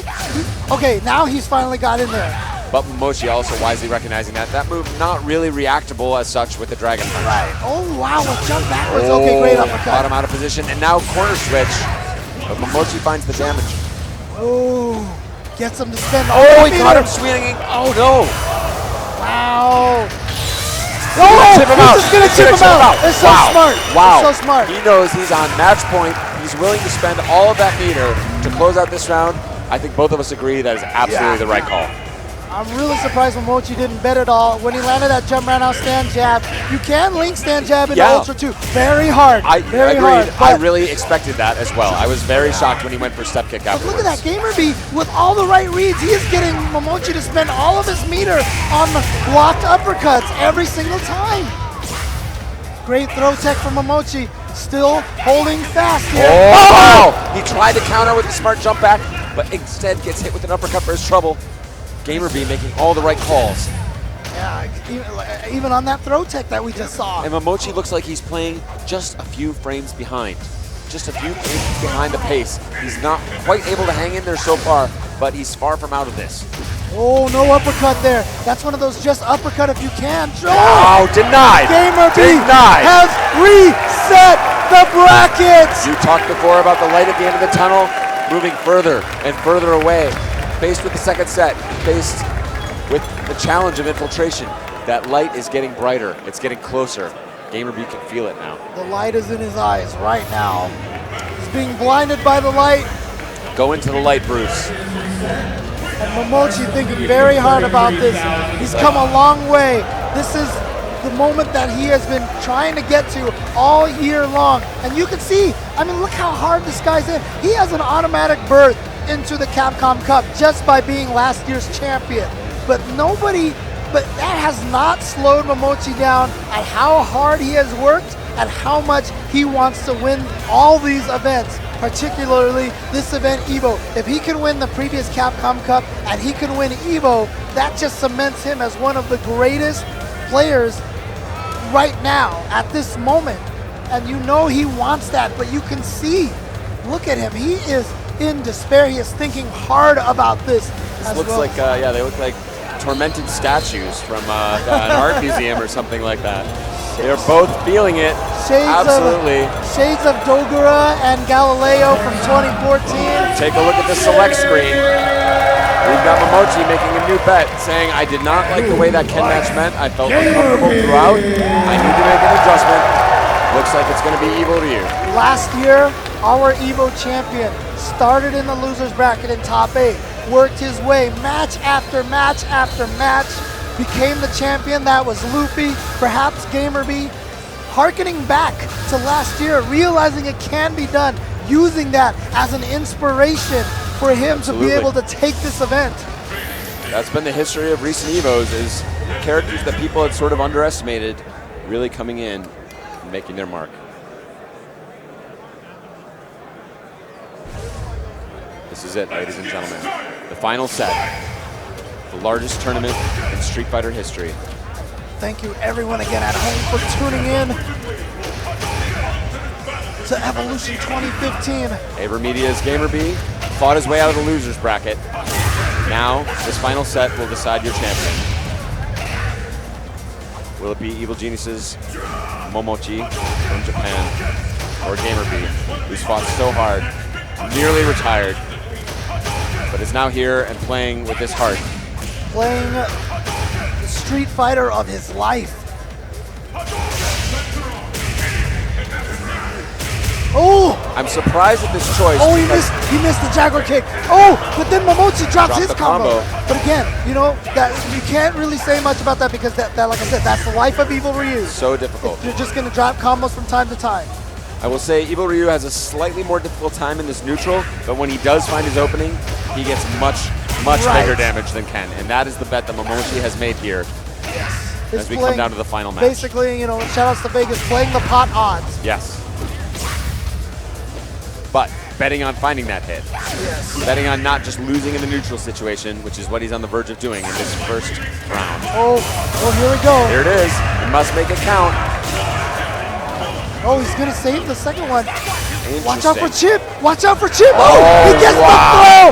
Momochi's surprise throw. I thought GamerB was just going to go low strong super. That was quite possible in that situation. GamerB hesitating just a minute. Momochi smartly recognizing, reacting with a throw, putting GamerB on his back. Yeah, basically that was that moment. If you're not going to chip me, that means you're a little tentative. Yes. So throw. Time for the throw. Oh, from the front. He thought it was coming from behind. And the juggle. Oh, yes. Momochi answering back. Not able to correctly punish the backdash. All right. Again, Momochi trying to establish that fireball game. GamerB getting some mileage out of speed. Oh, no. He's just giving it away like that. All right. God. You can't get overzealous. Yeah. Wow. Never mind. They're firing both at each other. It's like, you know what? You want to do this? You want to play the uppercut game? Let's play the uppercut. Yeah, and you know what I was about to say? You can't take too many risks at this point, but you know what? GamerB's up there, not me. Well, so what it is, again, it comes down to that test of wills. Like, oh, you're going to bully me with this wake-up uppercut stuff? Screw you. Ooh! Using that Jaguar kick to blow up, you know, the attempted sweep on landing. Again. Oh, here we go, big damage. The target. He's standing so he can go into the Hurricane uppercut juggle. And not even trying to be clever on wake-up. He just says, look, I'm going to chip you out. I'm going to wait for my next opportunity, build some meter. This is dangerous because if GamerB lands an EX, if he lands a Tiger Knee Jaguar kick, he can go low strong super and just drain this ton of damage. He's in a very advantageous position with all this meter. But also running out of life. And now Momochi with the 2 bars he needs to do an FADC cancel into potentially huge damage. Oh, he cuts there it is. And Will that it be should do enough? it. Yes. Goes for the easy combo. Smart stuff from Momochi. Takes game one. But he took game one from GamerB in the last set as well. It's true. He took it in a convincing fashion as well. Yes. And GamerB rallied right back. Again, seemingly endless reserves of inner calm, focus, what it's going to take to get this job done. Does he have an Elena counterpick for this, or is he going to stick with Adon? Adon it is. And again, the stand roundhouse, the basis of so much of this ground game, around which this entire match will revolve.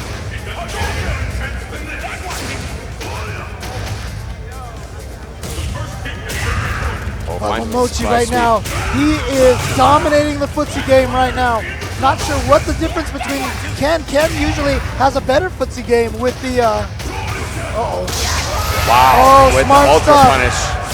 Yeah, not very often you can land Ultra 1 Raw like this. No, a very cool looking ultra, rarely seen. Yeah, so smart stuff just to take advantage of it just like that. A little off, I think, on that timing. So maybe GamerB struggling a little bit here, but in a good position. Oh! Game Just two. bet it. Just bet it. Momochi, if he had blocked that, could have countered with his own Raw Ultra. And I like this. I like this that he's staying in the moment. He's staying loose. Yes. He's saying, look, I'm not going to play this by the numbers. You can't bet on me to do the obvious thing. Oh, but here comes Momochi, and this is, like you said, the difference between Evil Ryu and Ken is that he can get this damage, but now we're close to stun. Ah! Just goes for the uppercut of FADC to get himself out of dodge. And what has happened to the chess match? It's turned into a slugfest just like that, going right at each other. Now back to the neutral game. Adon coming out slightly behind in those exchanges. Momochi Trading just jabs. does not want to throw a fireball. Does not want No. to give Adon the opportunity to land Ultra 1. That's why you see GamerB's actually standing at a further distance. Exactly, even Then- further back because he wants the Ultra 1 punish. Momochi not even close to giving it to him. But that roundhouse, and now full super bar for Adon, giving him the potential chip threat, as well as the counters from slightly closer ranges. Wow. No, wow. Oh, Such a safe commitment, too. Such a safe counter. only the EX axe kick is an overhead. Oh, the stand roundhouse. Now Chip is in effect. It's a danger. Chip is in But danger. he has to get close enough to land Right. it. Oh, he Wow. doesn't need it. Standing Just roundhouse. like that. Again, these guys just staring each other down. Who is going to commit? Who is going to overextend? Neither wants to do it. You can see them dancing back and forth. I don't. Yeah. 1-1. I don't know how they have. I don't know how GamerB has anything left. I don't know how Momochi's able to do this. And now GamerB switching it up yet again, going all the way in. Yeah, going His very opening gambit. offensive. Yeah. Oh, and another nice counter there with the neutral jump. But no meter for FADC for extra damage. Oh, he's got him, but again, no FADC. Otherwise, that would have been stunned. Ooh. They brought it back even. Oh, he tried to missed create it, the yeah. scramble. He missed the Jaguar Yes. kick in the air. There is a height restriction, a very slight one, but it can cause death if you make that mistake. Oh, looking for the counter hit trade. Wow, beautiful use of that jump punch. That reaches a little bit Yeah, further. a little bit extra, a little more range. And just like Oh, that, gets to the land into the GamerB crouch with the fierce. lead, but look at this. Momochi answering back, and with a double FADC into Ultra. So smart, used all of his resources Wow. to make sure he could take that round. Well, that's what we promised you. This guy has a little harder struggle in neutral, but when he lands a hit, boy, can he make it hurt. Yep, and that is why Stealing this it. character this change might have been just beautiful. Ken landing low forward fireballs doesn't get him as much as Evil Ryu. And that could be the difference in the footsies. That's just more fear. A very smart calculation, so a lot of metagame. That's, I think, the first one of those Jaguar TVs landed this entire final top 8. Oh no, just eats it. And GamerB is going to get a big damage here. Right up Dizzy, stutter step into the toe Oh, attempt, that and could that's be going to be dizzy, it. yes. Yeah. GamerB doesn't even need to spend any meter to finish this round off. GamerB now on the verge of going up 2 games. Again, this crucial game 3. Who's going to go up 2-1. 2-1? This is the swing game. James, I know you're a big basketball fan. You know how much this means in a Oh series. yeah, absolutely. Adon still sitting on a ton of super meter. Not incredibly useful for him in this match, but never a bad thing. Evil Ryu, his entire game depends on it. And now, oh, it gets caught out of the air by the overhead. Oh, no uppercut that time from Gamerby. A little more tentative. Yeah. Oh, here comes Momochi. And now a very dangerous situation for Gamerby. He's still trying to play it conservatively, but now knows he must up the offense. Oh. There it is. There's the beginning. We'll try to bait out an uppercut. Correct, and Momochi just waking up with the jabs. Oh, in the super? No. And He's he gonna stay. actually beat the standing forward, the nigh unbeatable. Oh, wow, he missed it. Oh, Gamerby a little bit off, and it's going to be 2-1 for Momochi. Evil Geniuses Momochi will now move into the next game on tournament point, evolution point. Again, 2,200 plus competitors ground down to these final 2 men. Momochi now on the brink.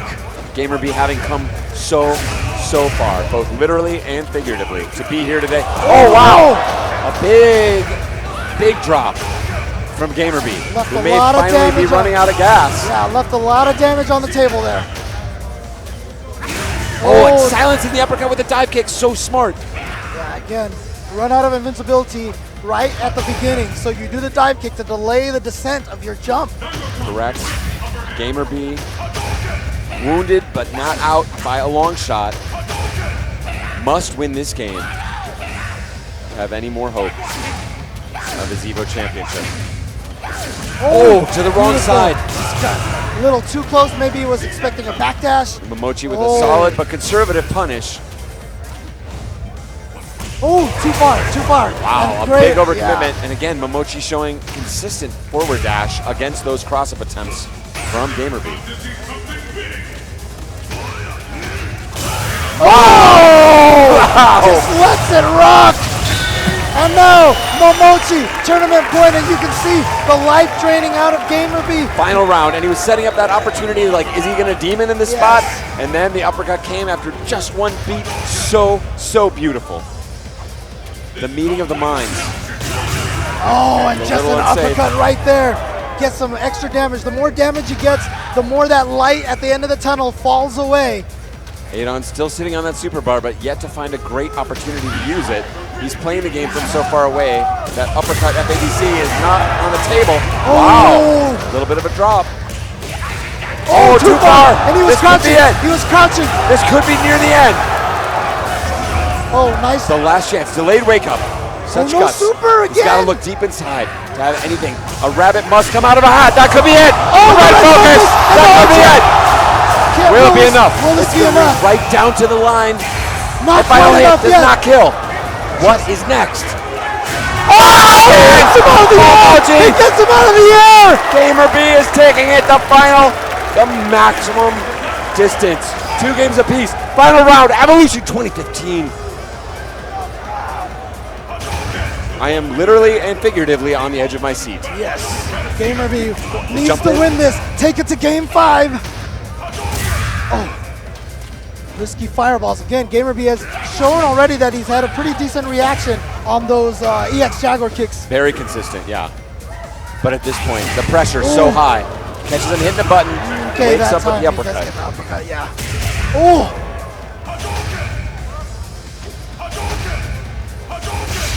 Neither man wants to be bullied, and now we're seeing the fireballs come out from Momochi, switching up the rhythm here Right. in what could be the final round of this largest tournament of all time.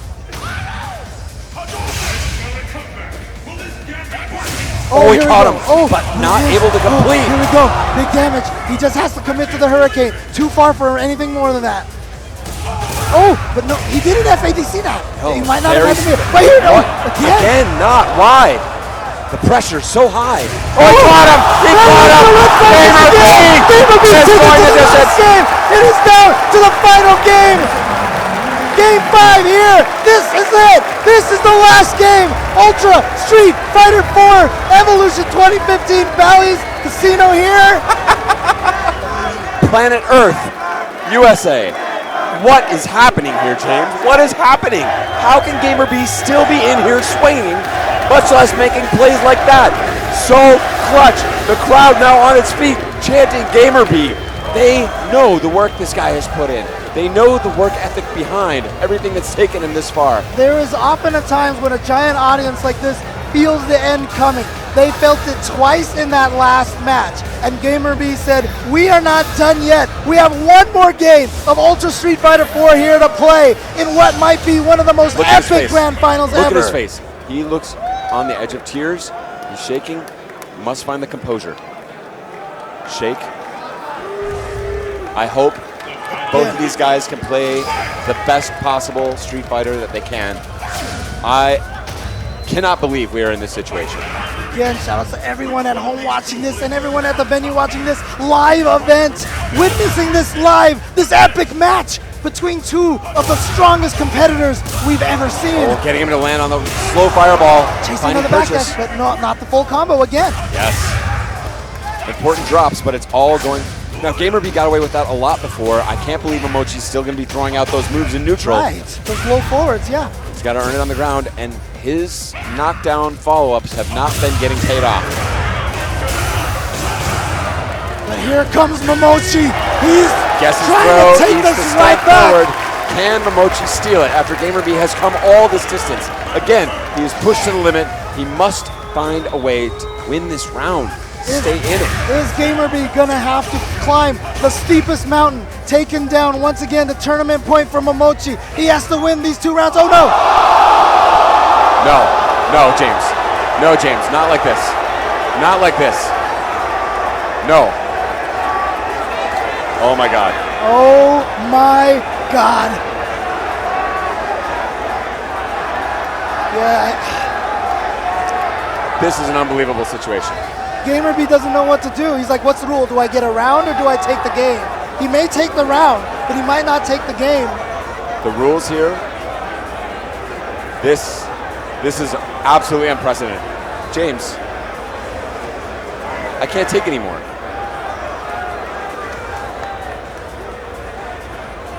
I believe GamerB is within his rights Yo, no, that's absolutely the rule. to take the game. That is absolutely the rule. Well, yes. Maybe not to take the game, to take the round. He can take the round, yeah. And I think he's gonna take it. He's gonna take it.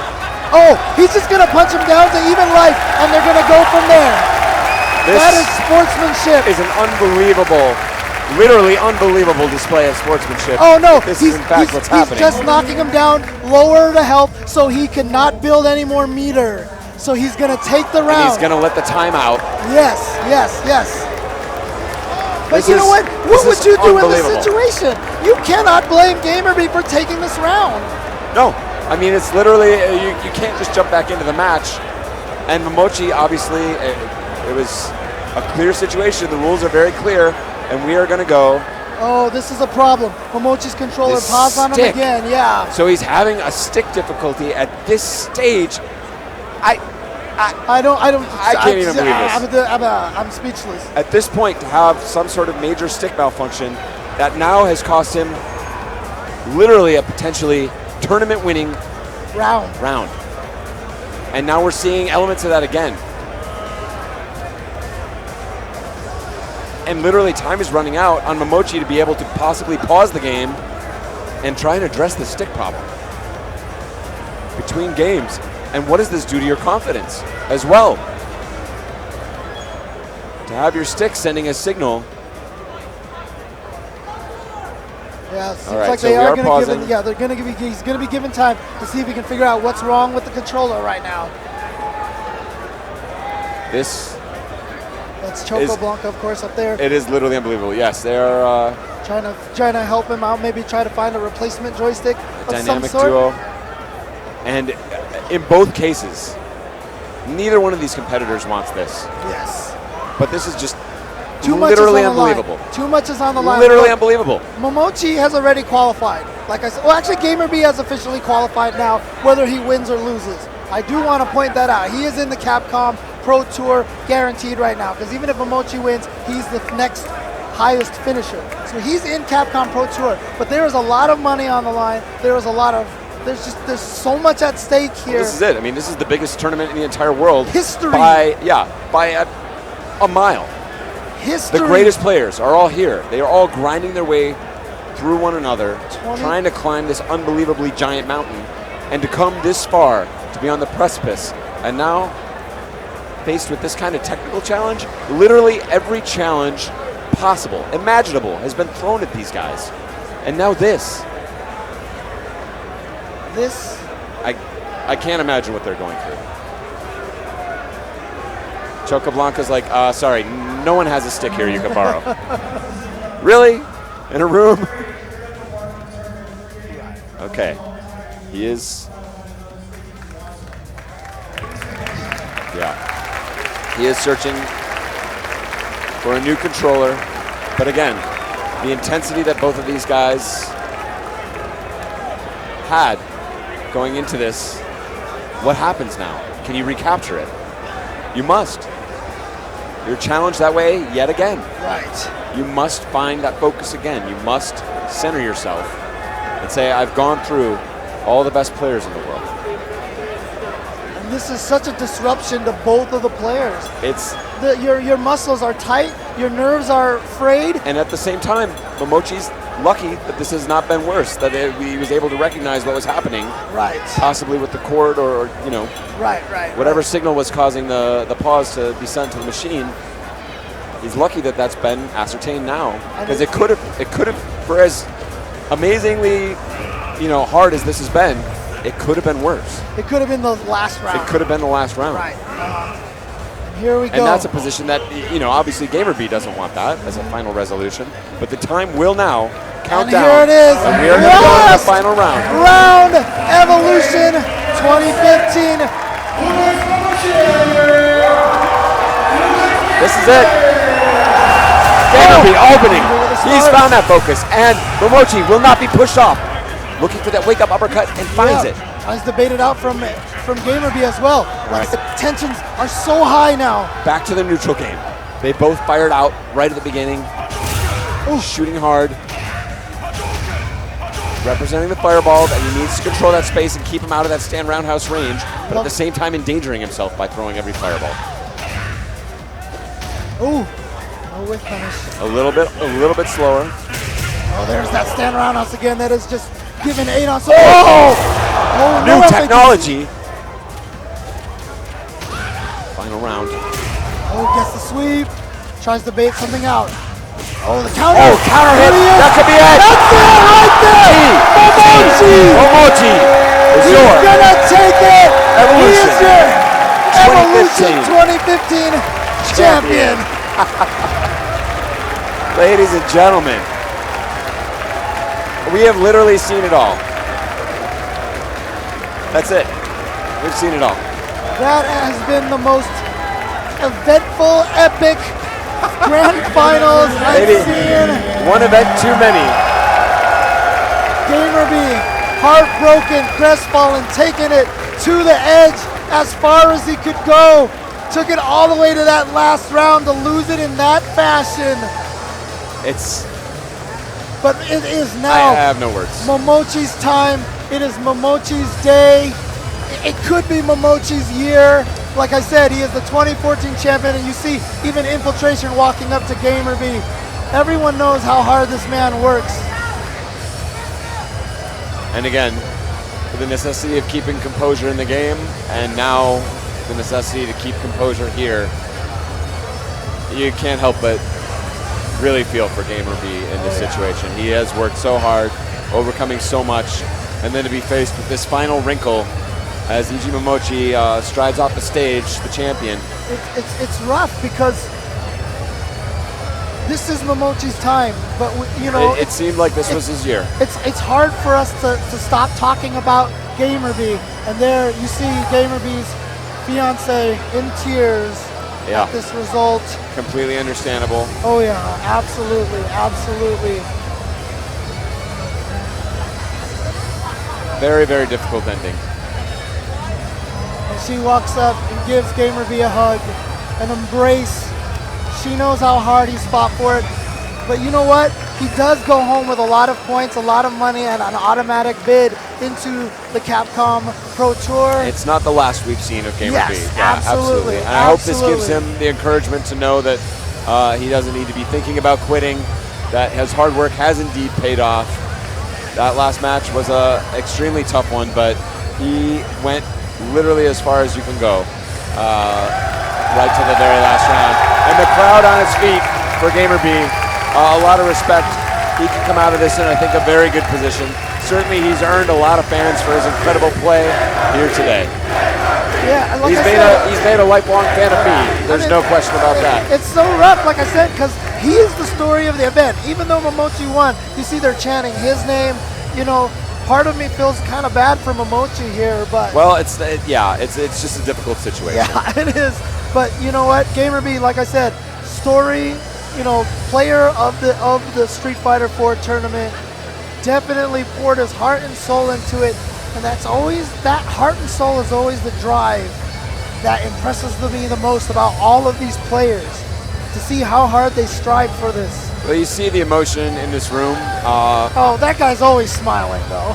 Yeah, well, he plays with a lot of heart too. Yes. We've seen him have the swings, but yeah, I mean, on a personal note, these games, this scene that we've all built together, it's changed my life, it's changed their lives. And you know what? There's a lot of love in this room. For this presentation, let's give the players their time.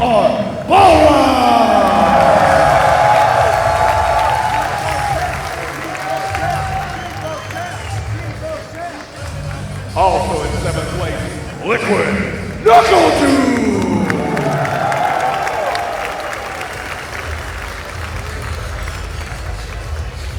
In 5th place, it's Ai.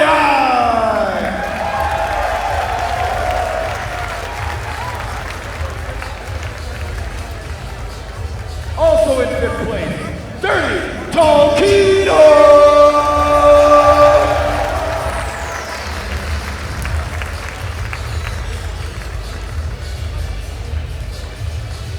In 4th place, please cheer for Nemo!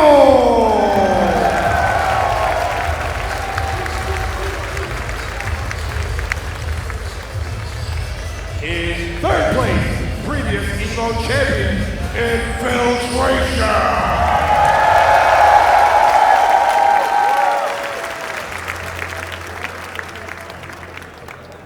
In 2nd place, truly one of the greatest players in the world ever be a GamerB!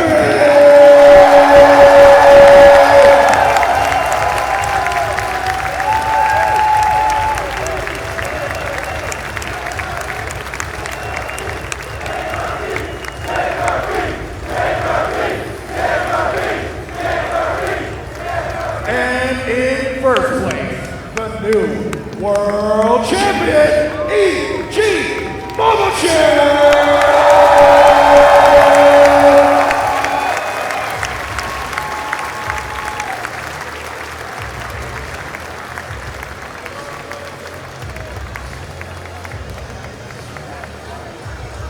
There you have it, ladies and gentlemen. This is your top 8 just amazing players. All the competitors!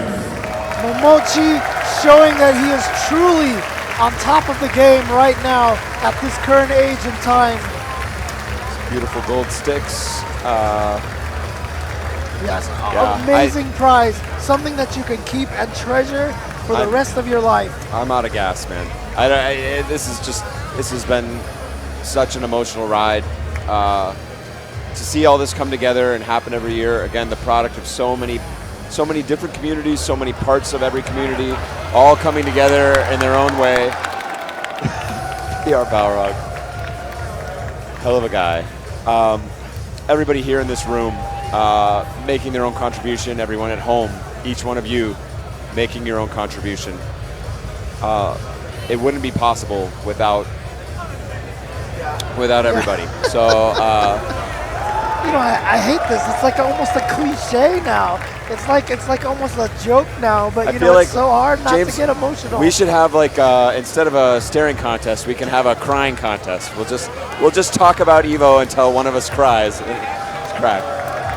I think James is going to say it all for me tonight. I didn't do it this time. Give it up for James. Bring it in, James. I love you, man. I love you. We'll see you next year.